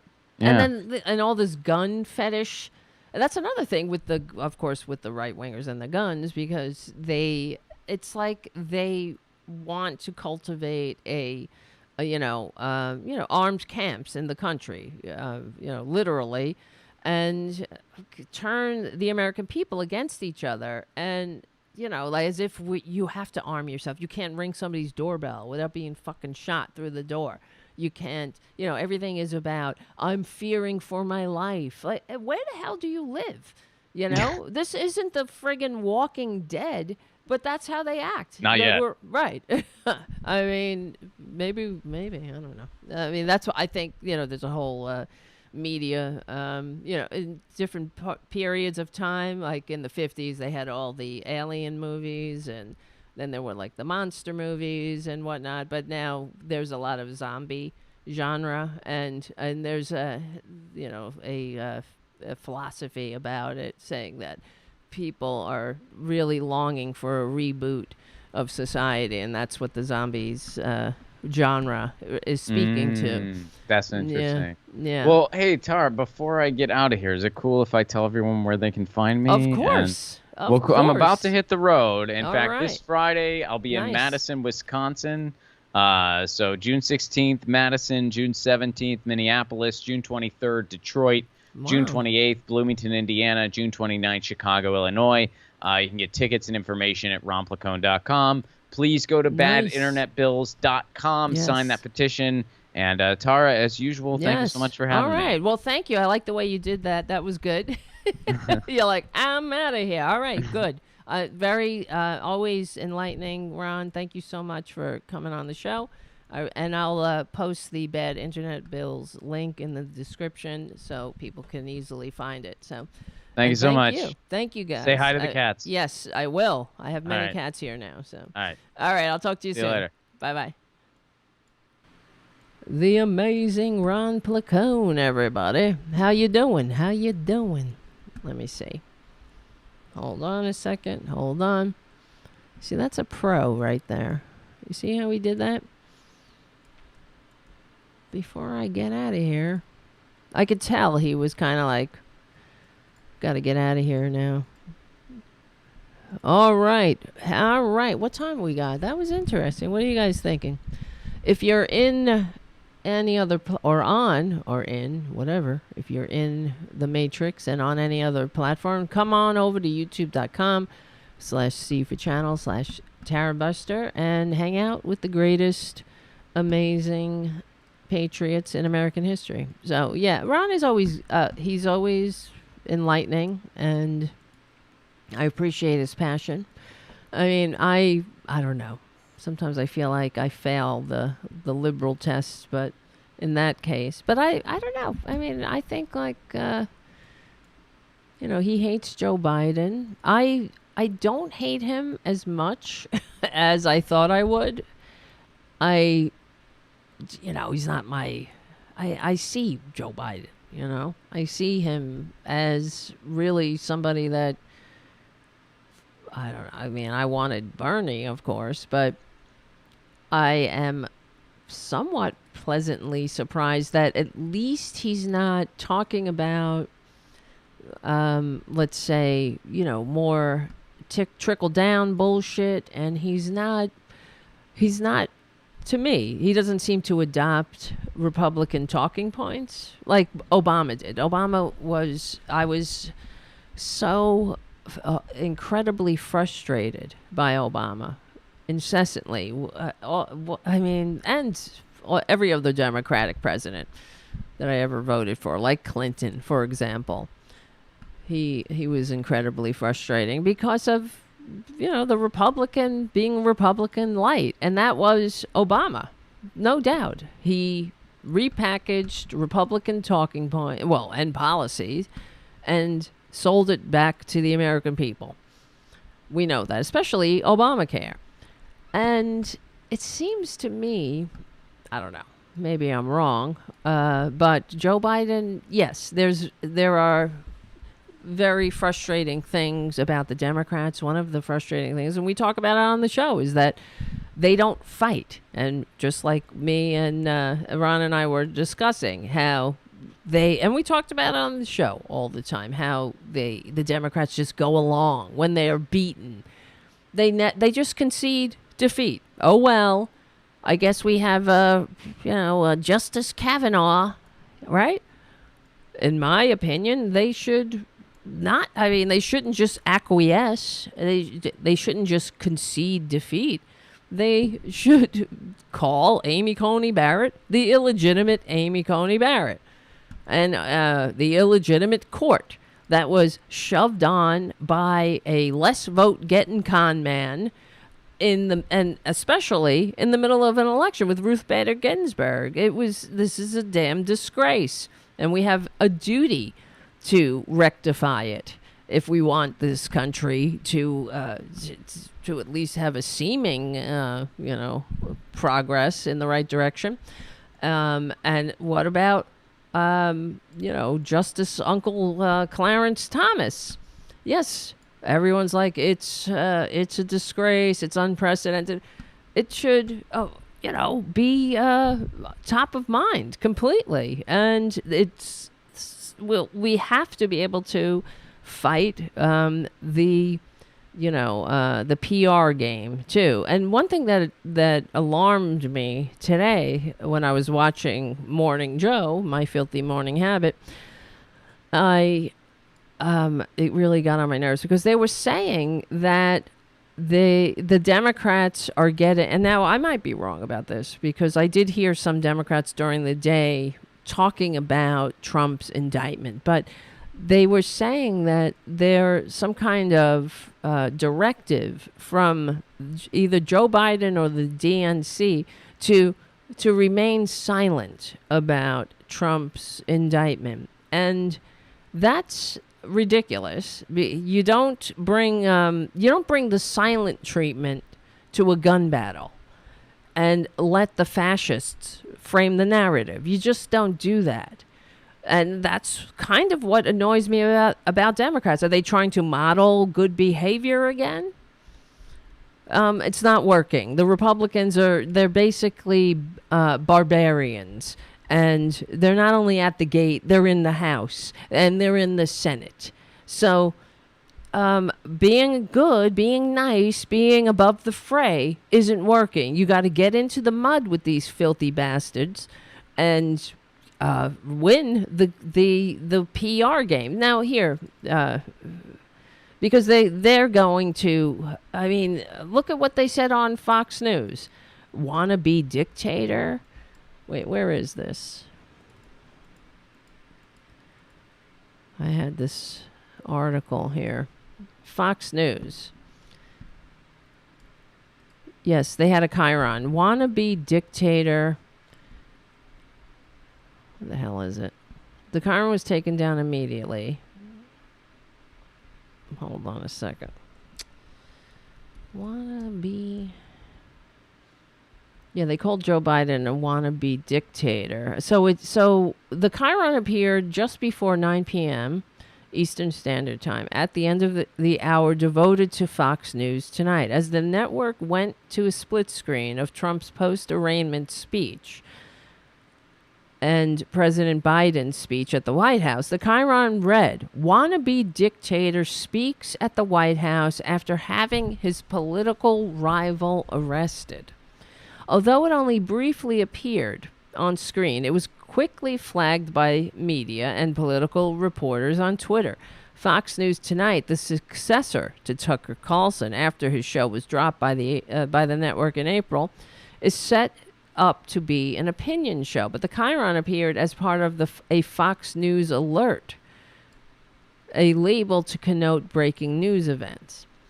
Fox News carried the speech live. MSNBC and CNN did not. Commercial broadcast networks also stayed with their primetime programming. Good. That's the other thing. When he was driving to his arraignment, they shut down traffic? Are you kidding me? He's not the fucking president. He's not the president. You pricks. You scumbags. He's not the president. How dare you?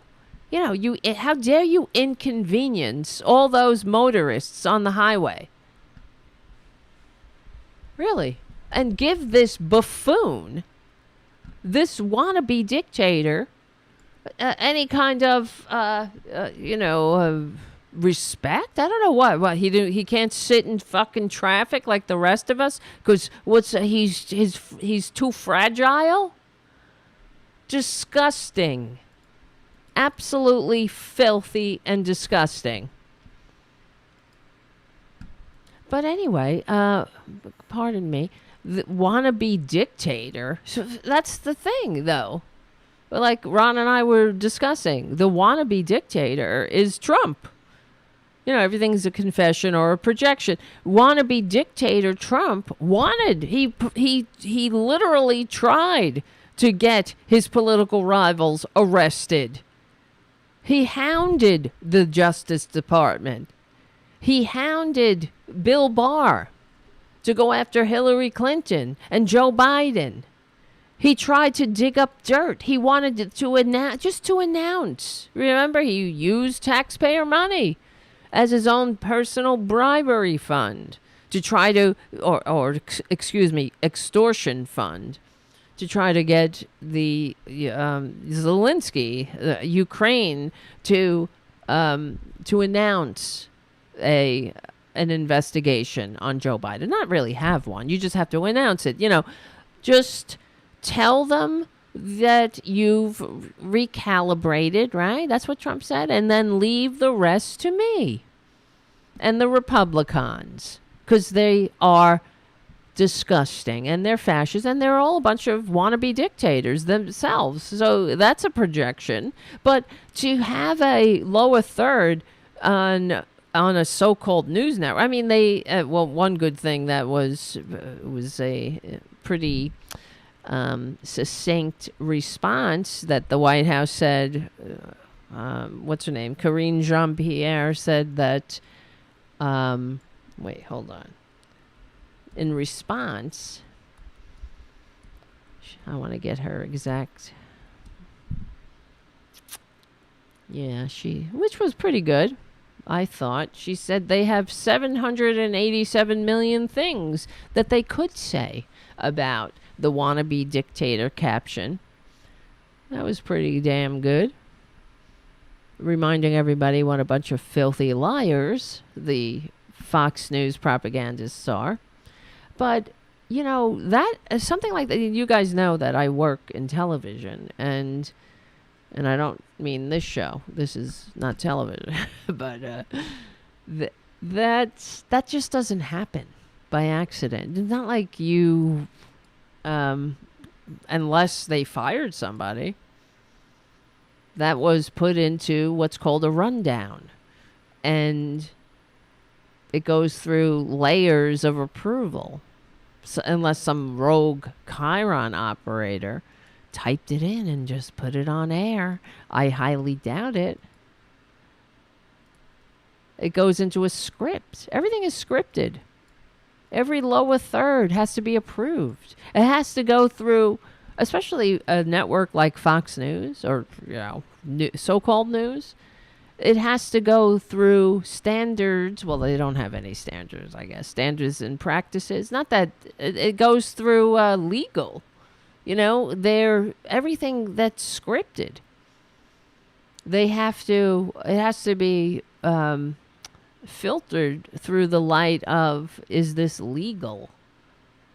Because they're a news organization. Now, in a news organization, like, everything has to be, well, that's why Fox News is, well, same difference, is a propaganda channel. I guess they don't have these standards and practices. If you're, let's say, doing a map on a news channel, it has to be accurate. Everything has to be accurate. You can't make shit up. If you're doing, you know, whatever whatever it is, it has to be checked and fact checked. And if there is a mistake, you have to say it. We made a mistake.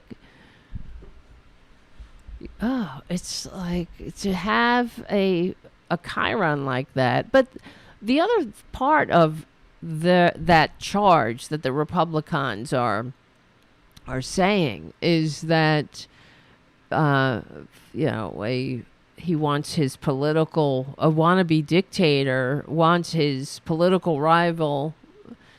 Well, he wants him arrested because they want to get him out of the race. Like Ron and I was saying, or I was saying, and maybe Ron was listening, but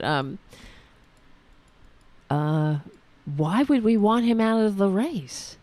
I mean, I want him out of the planet for sure, legally and peacefully, but out of the race? He's our ticket to the House, the Senate, and the White House. Unfortunately, it is disgusting that there are any people that will vote for this filthy con man. And the Republicans, of course, are spreading his bullshit. And it's incredible to me how, let me see. I just want to play this. Where is this? Kevin McCarthy. Here's what Kevin McCarthy said. Or maybe not. Why isn't that? I haven't seen the documents. I can't tell you, but if they're classified, they should give back. And I don't believe the classified documents that President Biden has all the way back to the Senate. No, they don't belong to him either. It's unbelievable to me. It's unbelievable to me that a sitting president could have documents sitting behind his car, and a president who just left office 2 years prior that the FBI would literally raid his.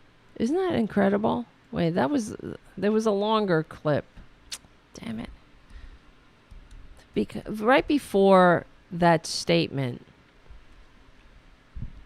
he's like, because he begins by saying, I haven't seen the documents. The reporter asked him, wait, did I click the wrong goddamn button here? Hold on. Look at me. I'm not interviewing anybody on Skype. But the reporter asked him, should... they asked him, do the documents belong to the former president? That was the question. Do the documents belong to the former president? And Kevin McCarthy says, what documents? What documents? You see what I mean? See how cute they are, these filthy fascists? What documents? I'm playing dumb because I'm Kevin McCarthy, and that's the only card I have. I can only play dumb. Can't play smart. He could play obsequious. He could play the filthy fascist lickspittle without a spine. He could play the part of the statement, the only way evil triumphs when good people do nothing. He could play the bad people doing nothing, I guess. He could play the part of the evil triumphing. Look at this shit. It's absolutely incredible how disgusting these people are. Now here's some more. Here's more Republicans complaining about their dim leader being picked on. So unfair. There's not even the allegation that it was accessed by any foreign power or given to any foreign power. You have to weigh that harm with the real harm this indictment's going to do. Harm to our institutions, to our courts. This is a polarized country they're pouring gasoline on top of. It seems there's two systems of justice here, one for President Trump and one for everybody else. Isn't that true, though? That's what I find fascinating with these fascists. They're like, oh, there's two systems of government, one for Trump and one for everyone else. Yeah, that's what it seems like, doesn't it? Seems like he gets away with everything. He gets away with whatever the hell he wants.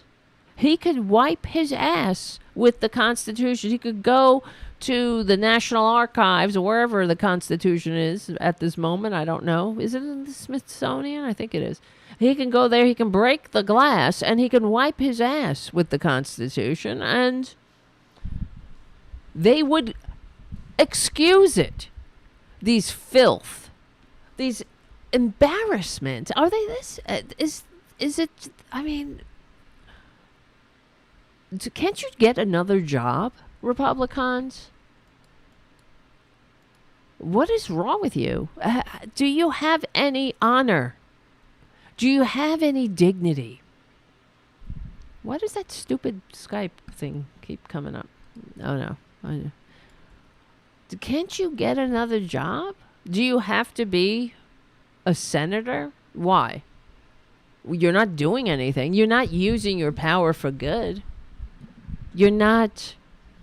I mean, do you think you're doing that when you're giving a con man an out for taking classified documents? And it's not the same thing, you filth, fascist filth, that you excuse. You know, it's not Hillary did it. No, she didn't. Neither did Joe Biden or Mike the effing Pence or his mother. I don't care. They didn't do the same thing. They didn't steal the documents. They didn't obstruct justice. They didn't try to keep the boxes, right? My boxes. I don't want anybody going through my boxes. They didn't say to the lawyers that, why can't we just tell them that we don't have any? I don't want anybody going through my boxes. My boxes. They have no honor, these people. And you know what I guess is so shocking, too, about living in this time? It's that it's not just that we, and when Trump was so-called elected, despite receiving fewer votes, what was very depressing to me was that he you know, there are so many racists in the country, and that's what was so depressing. It was like, oh, wow, there really are a lot of racists in this country. But it's also alarming how many stupids there are, you know? That's what's alarming. And how many dumbasses, how many dupes are, you know, willing to give their dignity to this completely disgusting waste of human DNA. That really is what is alarming and disappointing, frankly. So, let me get back to the finish. Hold on. Here's the more Republican excuses. There's not even the allegation that it was accessed by any foreign power or given. So that's it. So this is Marco Rubio. I know it's a little hard to hear. So he says there's not even the allegation that it was accessed by any foreign power. Why? I mean, you kept it in the bathroom. What did he do? Did he put a sign up in the bathroom that said, here's some reading while you're on the bowl? Don't read the classified documents, though. If you feel the need to read while you're on the bowl, just don't, no, nothing that says top secret. Right? Pinky swear. But it wasn't accessed by a foreign power. How do you know, asshole? We do know that there's spies everywhere at MAGA Moron. It's a spy magnet. Why wouldn't it be? It's a porous, easy target to get close to a succubus, an energy succubus. Somebody who is so easily manipulated. You know, they're always like, what about the server? What about Hillary's server bleaching the server? I want to know, what about not just these classified documents. I want to know what happened to the transcript. That's another thing. What happened to the transcript of Trump's secret meeting with Putin? You know, whenever this is another thing that the Democrats annoy me about, you know, not fighting, bringing the silent treatment to a gun battle. That when they say, what about the server? What about the server? The Democrats say, what about the transcript? I want to see the transcript. Who's got the transcript? The transcript that he confiscated from the Russian interpreter, because we didn't have anybody in the room with Trump and Putin. Now, what do you think they were talking about? Were they talking about making the world safe for democracy? Are they talking about making an economically vibrant, upwardly mobile working class American majority? I wonder. I'm sure they were talking about what was the best for the people. Yeah, my ass. People feel, I'm still thinking about that Perjury Trader Green bitch. People feel that they feel it. So its feelings are facts. People feel that they shouldn't trust people, even though I go on all my social media and tell them that they're under attack. They feel. Why does anybody vote Republican? Anybody? Can anybody explain this to me? Okay, well, let's keep going. So, I'll just read it because it's hard to hear him. So he says, it was there's not even an allegation that it was accessed by any foreign power or given to any foreign power. And you have to weigh that harm with the real harm the indictment's going to do. So we just got to trust Trump that nothing happened. He was waving it around. Nobody was there when he was like, hey, this is classified. When I was president, I could have declassified this very important document that's going to get people killed. But I'm not going to get killed. So it doesn't matter. And I'm not going to get killed. And I'm going to look like a big man here in front of all my friends that I want to impress. All the other dictators and wannabe dictators and their admirers. That's all he's doing. He's just showing off. But I'm also a bit sus about him because everything about him is, he wants money. Give me money. Give me $20. You got $20. Here's an NFT. Give me $100. Give me your... get whatever you got, give it to me, me. Because he's a nothing. He's got no soul. He's a nothing black hole of need and greed, and it has to be filled with things. Because that's what a sociopath, that's why like Ted Bundy and all that, they have to go out and they have to get like a rush and kill people and whatnot. Not that Trump is killing people. He killed 1 million Americans. He'd make Ted Bundy, is jealous for real. So, he's burning in hell, and he can't wait to meet Trump and shake his hands. But it's all about that narcissistic supply. But that's why his whole life has been a waste of a life. He is a waste of human DNA. And it's all about everything that sucks about a human. It's almost unfathomable that there is a human, a so-called human that exists, that embodies and personifies everything that sucks about humans. Like all the bad parts of a human. The selfishness, all the things you teach your children not to be. Selfish, greedy, a glutton, a braggart, right?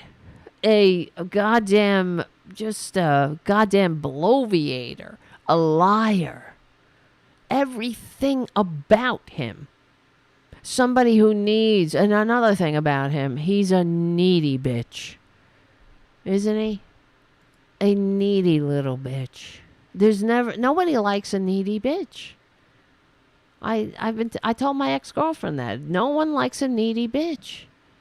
It's a turn off. That's him. He's needy.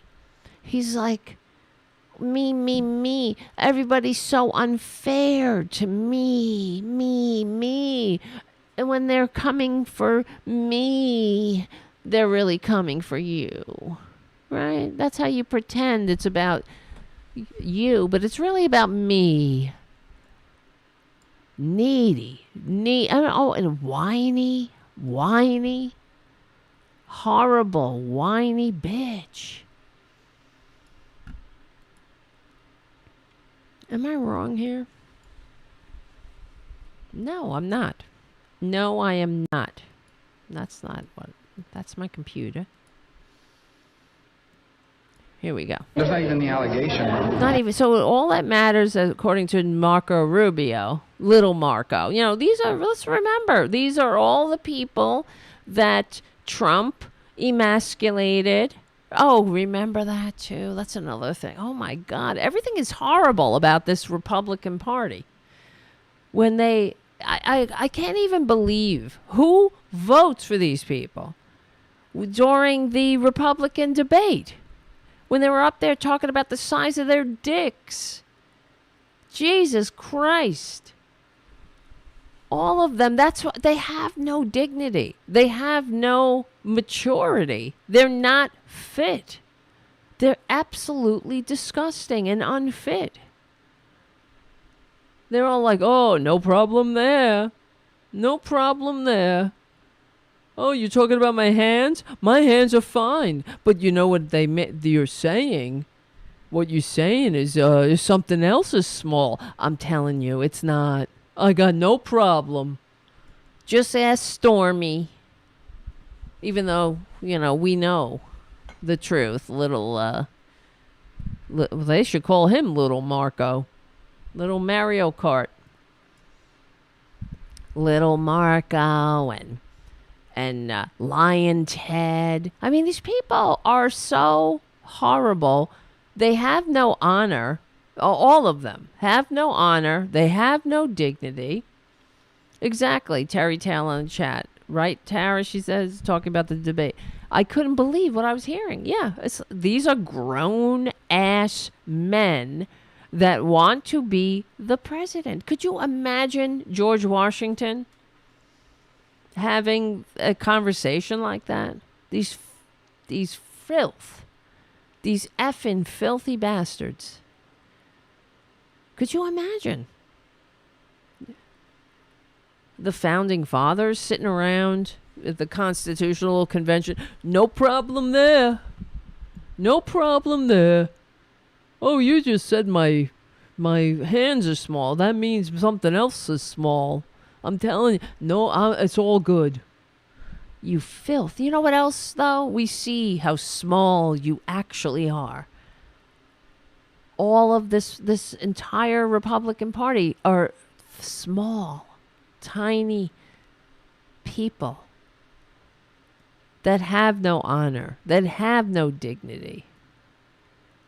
They all have no honor and dignity. All right, well, let's keep going. Let's see. Let me see. This is the real harm the indictment's going to do. So no one was harmed. No harm, no foul. We don't know what happened. We don't know if he showed it to the Saudis. He sold it to the Saudis. Of course he did. He'll sell it to anybody who'll give him $1. You got $20 here. Here's some nuclear secrets. I need $1. Because that's all that matters on earth. From a party that's like, Jesus is Lord. Jesus, I love Jesus. The same Jesus that said that give all your money and to the poor and follow me. Because yours is the kingdom of heaven. F this earthly shit, right? But the same party, it's all about this effing greedy parasite that has never done a thing in his life worthy of humanity. Everything about him, like all of it, every little grift he ever involved himself in. He's not an innovator. He didn't bring anything to the table. He didn't change anything. He came up he used somebody else's scam. Every time. He couldn't even come up with an original scam. So, I'm going to make a casino. How many casinos go bankrupt? He sucks at business. He's a filthy, disgusting parasite. And all he did was grift and grift and grift and come up with a scam. Trump vodka, Trump this, Trump game, Trump magazine, Trump hotel, Trump friggin' shuttle. Everything sucks. Trump. So put him in the White House, you stupid maggots, because he's just as racist as you. Is that it? That's it, right? You finally, because everybody else was talking down to you when they talked, when they could put a coherent sentence together. Oh, everyone's talking down to me. All the elites. I'm not elite, so I must slit my own throat. I'm not elite, and I also hate black people. So, yeah, he's my guy. Oh, God. And this is it. I don't know. Democrats better fight these bastards without apology. That's why I do this show, Maybe it's a little blip in the ocean, that's for sure. It's a little drop in the ocean. But maybe some Democrat in the halls of power can hear it one day and just say, you know what? F this. We're going to fight without apology. Because that's what people actually want, I have to assume that maybe it's not, I don't know. Some people aren't all there to scam and grift. You think that a lot of, I know like the Joe Manchins and a lot of other assholes, they're in politics because it's a very lucrative grift. And then you get a little taste of that power. It's an addiction. That's why you have the Chuck Grassley and assholes like that, never letting go. Dianne Feinstein. Oh, God. Go. Please, honey. Go. Go rest. But if there was no money in politics, of course, these people would be gone. They go find some other grift. They go, they start their own Trump Network vitamin scam. They don't give a shit about this country. All it is about is dividing people, getting money. And then you have these idiots that are like, oh, I love billionaires. Billionaires are great. No poor person ever gave me a job. That's what they say. Bullshit. It doesn't matter how many billionaires there are, but if people aren't making money, then the economy's not going to run. It doesn't trickle. I don't know if you've noticed, nothing trickles down. And I'm sick of it. I'm also sick of the corporate media talking about the frickin' donor class. That's another thing. The donor class, there shouldn't be anything called a donor class. That's a disgrace. That's one of the other things. I got to write this down. Donor class. No, because it's like things, I should write an article about this. Things that shouldn't exist in a functioning democracy. Yeah, that's a good one. Article. Donor class.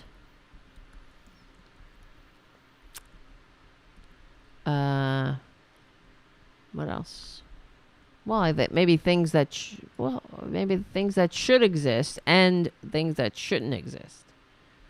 Things that should exist are public education, funded through the general fund, not property taxes, because that's a racist policy. All right, I'll write this later.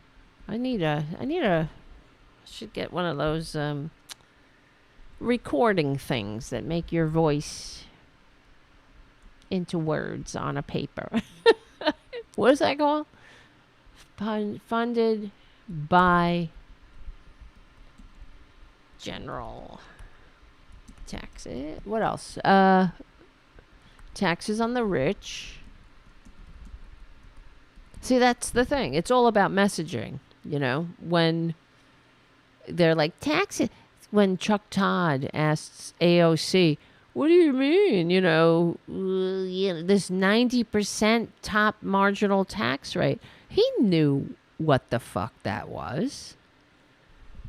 She's like, no, it's not the everybody pays 90% tax on their taxes. That's not it. It's when you reach a certain level of wealth, what Teddy Roosevelt called the bloated fortune, then you pay a top marginal tax rate of 90% because the country has a vested interest in ensuring that an intergenerational aristocracy doesn't exist.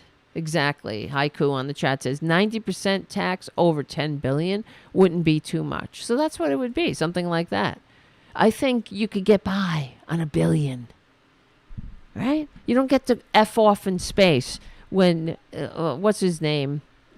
Jeff Bezos and all these assholes were going to space. Fuck off in space. Right? I want everybody to go there when they all came back. And then, of course, he had to, like, get some good PR. I brought the woman who couldn't go in the past because she was a woman. And I brought, what's his name? William Shatner, because he was on a TV show about space.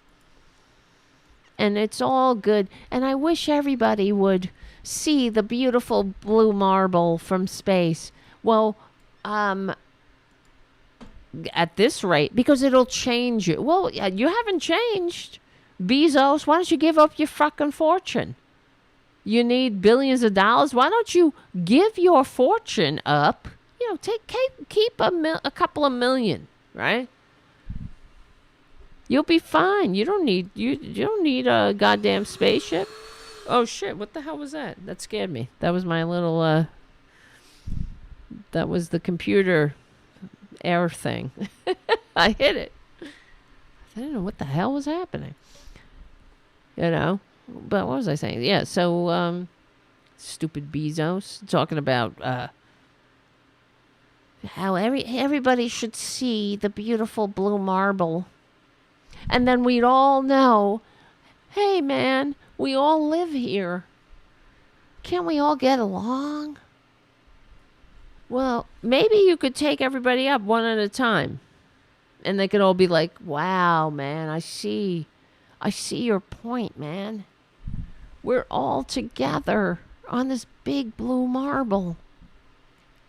No, maybe instead of effing off in space, you can give up all your money and then go on a crusade to educate the American people that top marginal tax rate of 90% is patriotic to prevent the creation and the cultivation of an intergenerational aristocracy, the likes of which the founders fought a revolution to overthrow. Okay. God, are we ever going to get out of here tonight? I can't get through one stupid slide of Marco Rubio. Where is it? To weigh the harm of the real harm the indictment's going to do. What are these fuckers going to keep doing as indictment after indictment comes rolling in? They're going to run out of excuses. I guess they just recycle the same old excuses. The harm it does to our institutions, to the court. They care. No one's harmed our institutions and the court like Republicans. They hate the courts. They hate the institutions. Look at how they behave. One of the things, as we were talking about the pandemic, Ron said that he had hope that things would change and whatnot in the pandemic. Maybe we'd all come together. That's true. But I thought that too for a minute. We'd all think some people, we all kind of assessed our lives and whatnot. But the Republicans used it as yet another opportunity to divide people. It could have been an opportunity to unite us all under a common purpose of e pluribus unum, helping each other, getting through this together. Right? No one's asking you to storm the beaches of Normandy. We're just asking you to wear a stupid piece of cloth on your face so maybe your grandmother or somebody's grandmother or someone with a immune compromised system doesn't have to needlessly die. Oh, God, I hate these people. Okay. This is a polarized country, and they're pouring gasoline on top of it, Marco says. No, you are pouring gasoline on it. You filth. You fascist, disgusting, dishonorable lick spittle. Why don't you get a grip, honey? All these Republicans had to do was say, we'll let the legal system run its course. Let it play out. Everyone is innocent before, whatever, proven guilty. So Trump will have his day in court. And if he did what the indictment details that he did in stunning and flabbergasting and inexcusable detail, then good luck in cell block C, con man. So that's all they had to do. That's all they had to say. And Errol Thomas says, how do the producer Francis and Ray Ray feel about the young kitty? I have 4 young kitties in the bedroom. They're all siblings, and they'll probably be here another 2 weeks because they all have diarrhea, which may be giardia, which is supposedly common. They all stink. They stink up the place, but they're cute. So, and I wish I could keep them all, but especially Boudica, but I can't. All right. Did I just hear a meow? Am I losing it? Because they escaped. There's a little gate on. The door's open, but there's a gate that I have for when so the kittens are free range now. They're roaming free around my bedroom. But there's a little gate that I have up. They can't get over it yet, or they haven't tried. But the other day, when I was here at the computer, I turned around. They were running around over here behind me. They had escaped. And they were cute. You heard it too. Oh my God. Let me see something.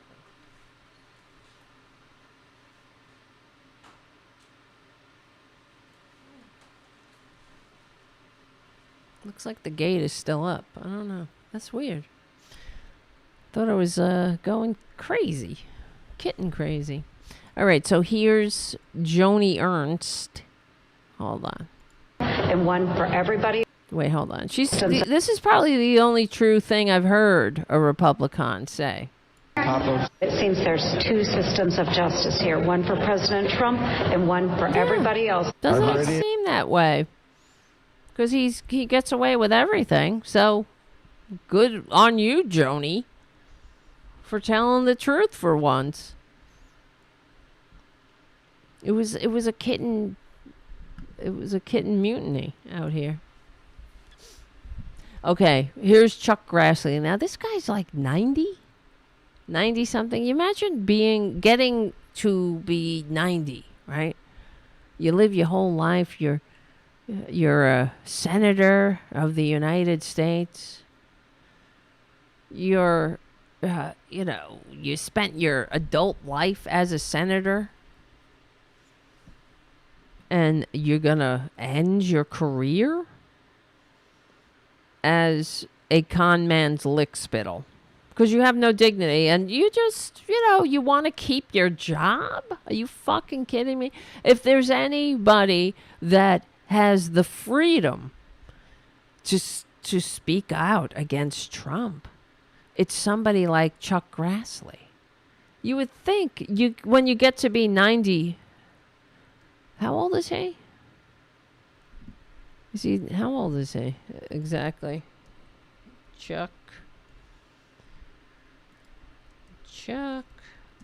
Grassley age. 89. I thought he was 90 already. Oh, no, because they were saying if he finishes his term, he'll be like 96 or 95. Hi, Junior. Here's Junior. Maybe it was him. What's up, honey? Get up here. He's getting fat, this guy. He's getting kind of fat. You're getting heavy. Uh-oh. You're slipping, bud. I gotta give him an extra kiss. All right. I'm sorry. Get up here. Get up there. So, all right. So you get to be 90 years old? You're pushing 90. And you've learned nothing in your 90 years. And you are such a grasper. You cannot even bring yourself to contemplate going against this filthy, disgusting waste of human DNA, Donald Trump, who is such a guilty as sin scumbag. He can't help but confess again and again and again. And that's what he does. We saw, I don't know if I have the clip, but I'm sure you saw the clip of him and Sean Hannity. Sean Hannity is telling him, well, you wouldn't have done that. I can't imagine you going around and saying, let me see these boxes and blah, blah, blah, and waving papers around. And he's like, I have the absolute right to do it. Sean, of course I did it. I have the absolute right. He can't, and Sean Hannity's trying to give him an alibi. He's trying to give him an excuse. He can't help it, though. He can't help but continue to confess. Because he's a scumbag. But here, I read everything I could find about it. I'm not a legal analyst, so I'm not going to comment. You're not a legal analyst? Do you have an opinion about somebody who steals classified documents and waves it around at people? What do you think about people keeping top secret classified documents in their, bathroom at their social club? That, I know that the Republicans are all, they are saying, oh, well, Hillary and Joe Biden. It's not in the same world. Joe Biden wasn't running a social club where they catch Chinese spies. I mean, everybody who works there's a spy. You better believe it. Maybe there's. I would really go out on a limb. It's not. I don't know. It's not really going out on a limb to speculate in this case. I would probably say with certainty there are about 90% spies working there. Of all the staff, 90% are spies. I'm just kidding, but I don't know. There are a few spies there. You better believe it. Legal analyst, so I'm not going to comment. They're always wondering about this double standard of prosecution, about this unfair, unequal treatment of the law by certain prosecutors. Unfair! Everybody's unfair to the poor, rich, white con man. Everyone's so unfair to him. Here's the filth that is J.D. Vance. People's elected president and Wait. Oops, sorry. Hit the wrong button. Go ahead. What those documents are about the deep state trying to force a war on the elected president. What if there are... You hear that? The deep state trying to start a war or effect a war on the elected president. This is what we're dealing with, everyone. A bunch of traitors who hate this country, who hate the peaceful transfer of power. I mean, it's all out in the open now. Their fascist freak flag is flying, and it is flying high. I mean, we've seen them on those fucking trucks. They look stupid. They look ridiculous. But this is who they are. They've always hated America. They hate the notion of America. They hate e pluribus unum. They hate the general welfare. About the Russia collusion hoax. They document the way in which the Russia collusion hoax went to war against the people's elected president. There are a lot of reasons why... Went to war against the people's elected president. Donald effing Trump.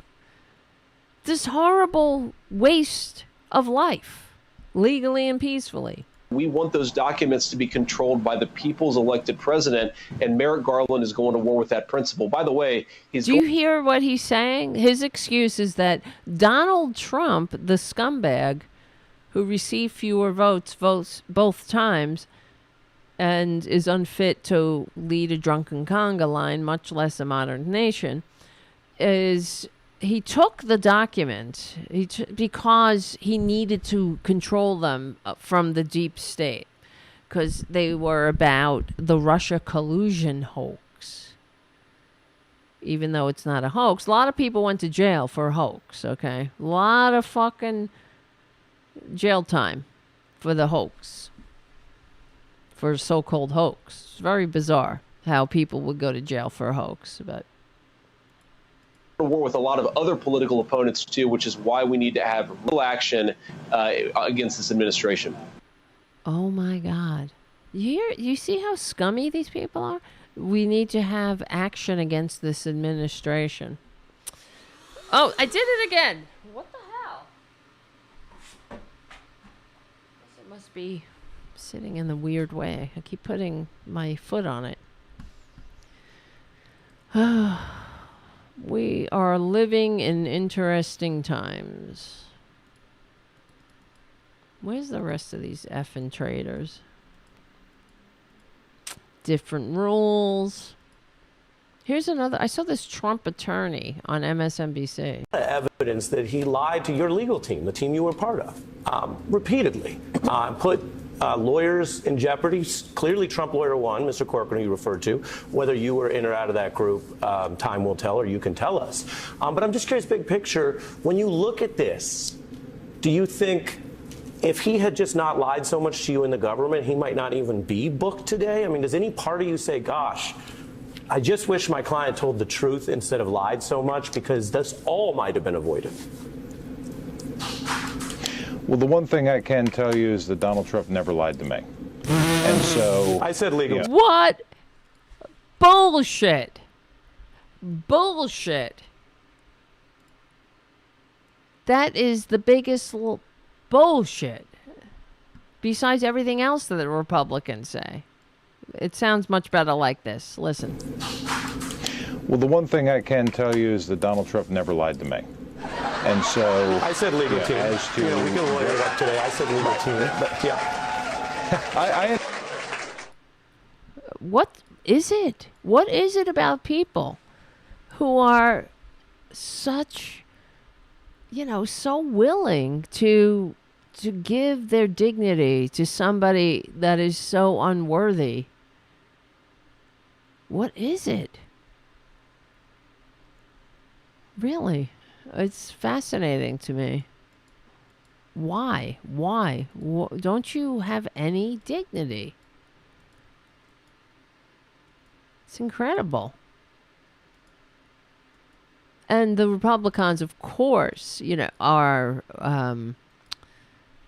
they are calling for all kinds of assaults on America. Everybody, I'm gonna take up arms, and where is it? Let's see. And threatening all kinds. Yeah, go for it, traitors. Go for it. That's what I say. I want them to reveal themselves. This is what they're talking about. For this disgusting orange stain on humanity. Here's some, this is from Vice. We need to start killing. That's one of the quotes Vice put together. Trump's far-right supporters are threatening civil war. Go for it. I wish. Please. Really? Really? Don't get me excited here. Because you don't have to wage war. That's my cat.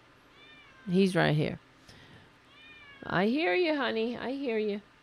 You don't have to wage war. We will let you go this time. No need to take up arms. Go. Go. Go. Right? Just go. Go Galt. Go get lost. Just go. Do what you gotta do.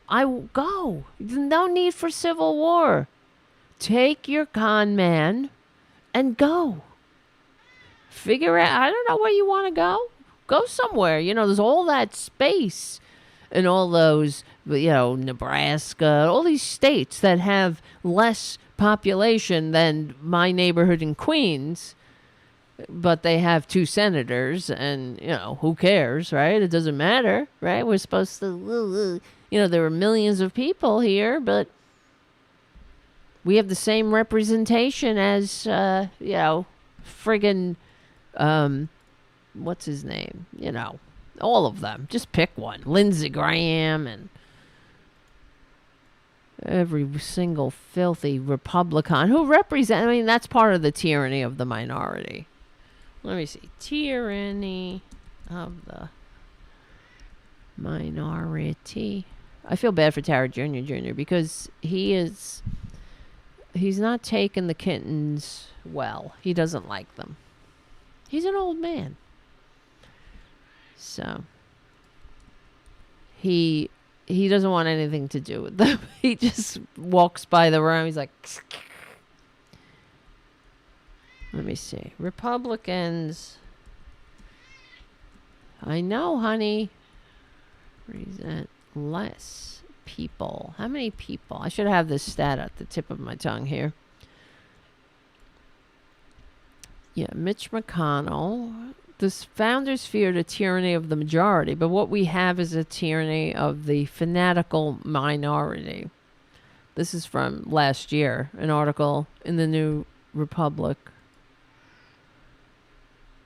Michael Tomasky writes, the fact that Congress may not respond to another devastating school shooting, and how many school shootings have we had since then, and shootings in general, is down to the GOP's ability to skillfully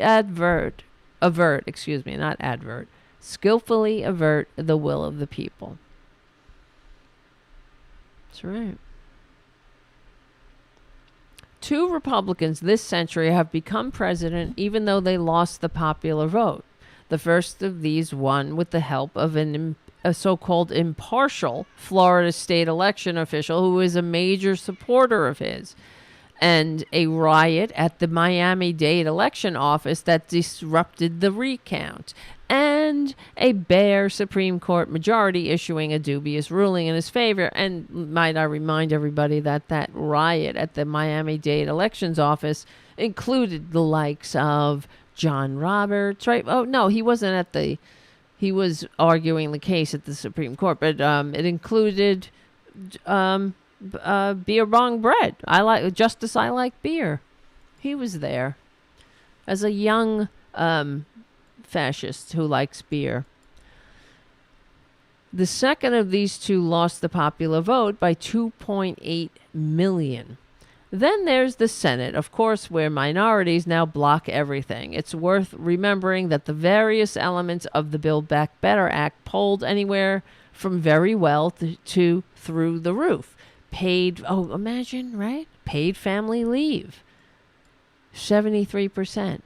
We're the only country with no family leave, no sick leave, no mandated, federally mandated sick leave. Universal pre-K, which studies show sets children up for success. But we don't want that. We want children to be upset. And in live shooter drills, and heaven's sake, don't let them see a rainbow. Or a family that might be different, or a kid that might be different. Let them get all triggered. Oh, God help them if they are that different kid. Then they should not exist. Universal pre-K, 67%. Free community college, 61%, and so on. But a dug-in minority, most of them going against the will of their constituents on this matter, along with the likes of Democratic Senator Joe Manchin, whose feelings were hurt by a White House statement, made their passage impossible. Well, he likes to hang out with his donors on his yacht, right? Where he says things like to donors, well, if you give, my pal over here, Senator so-and-so, a job after he leaves the Congress, then or the Senate, I can't remember who it was. It was a congressperson or a senator, but he was saying to his donors, if you give this guy a job, he might be persuaded to vote for this fucking kiss up, kick down bill. We're all sitting around yucking it up, drinking brandy and smoking cigars, discussing how we're going to fuck over the American people. So, yeah, with a respect to the Supreme Court,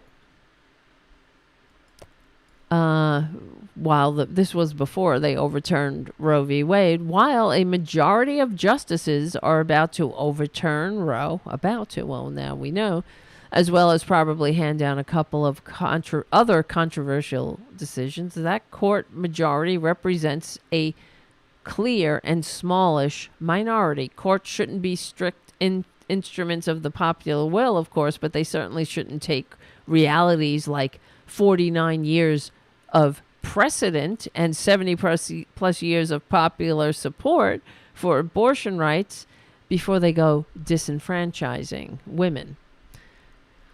Oh my God. In many states, and indeed in the House of Representatives, Republicans win majorities of seats without winning majorities of votes because of clever gerrymandering.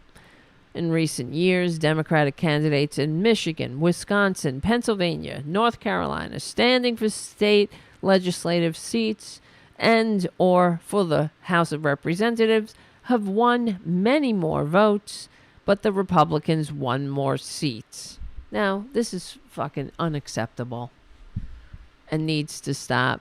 We need to just never, ever stop talking about it and until we are, it's rectified. We can't just acquiesce. All right. I think I'm going to go. Everybody's leaving the show. And I got to go. Yes. All right. Listen, we're going to get back together here on Friday. All right. We got more to talk about. I'm sure more shit's going to go down. My friends, remember what I tell you. I want to thank you, Ron Placone, for hanging out. What's that website again? Bad Internet? I want to get the right one. badinternetbills.com. How could you forget that? It's very good. I'm glad they named it that. So check out badinternetbills.com. Check out ronplacone.com for his tour dates. And remember, we will win. We will. Why? Because we're on the right side of history. Yeah. We're on the right side of decency, dignity, democracy, humanity.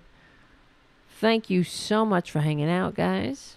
If you can, become a patron at patreon.com/TaraDevlin. Keep the show going and growing. And I will see you because, why, excuse me, let me roll that back. Because we stick together, we win. And I will see you on Friday night.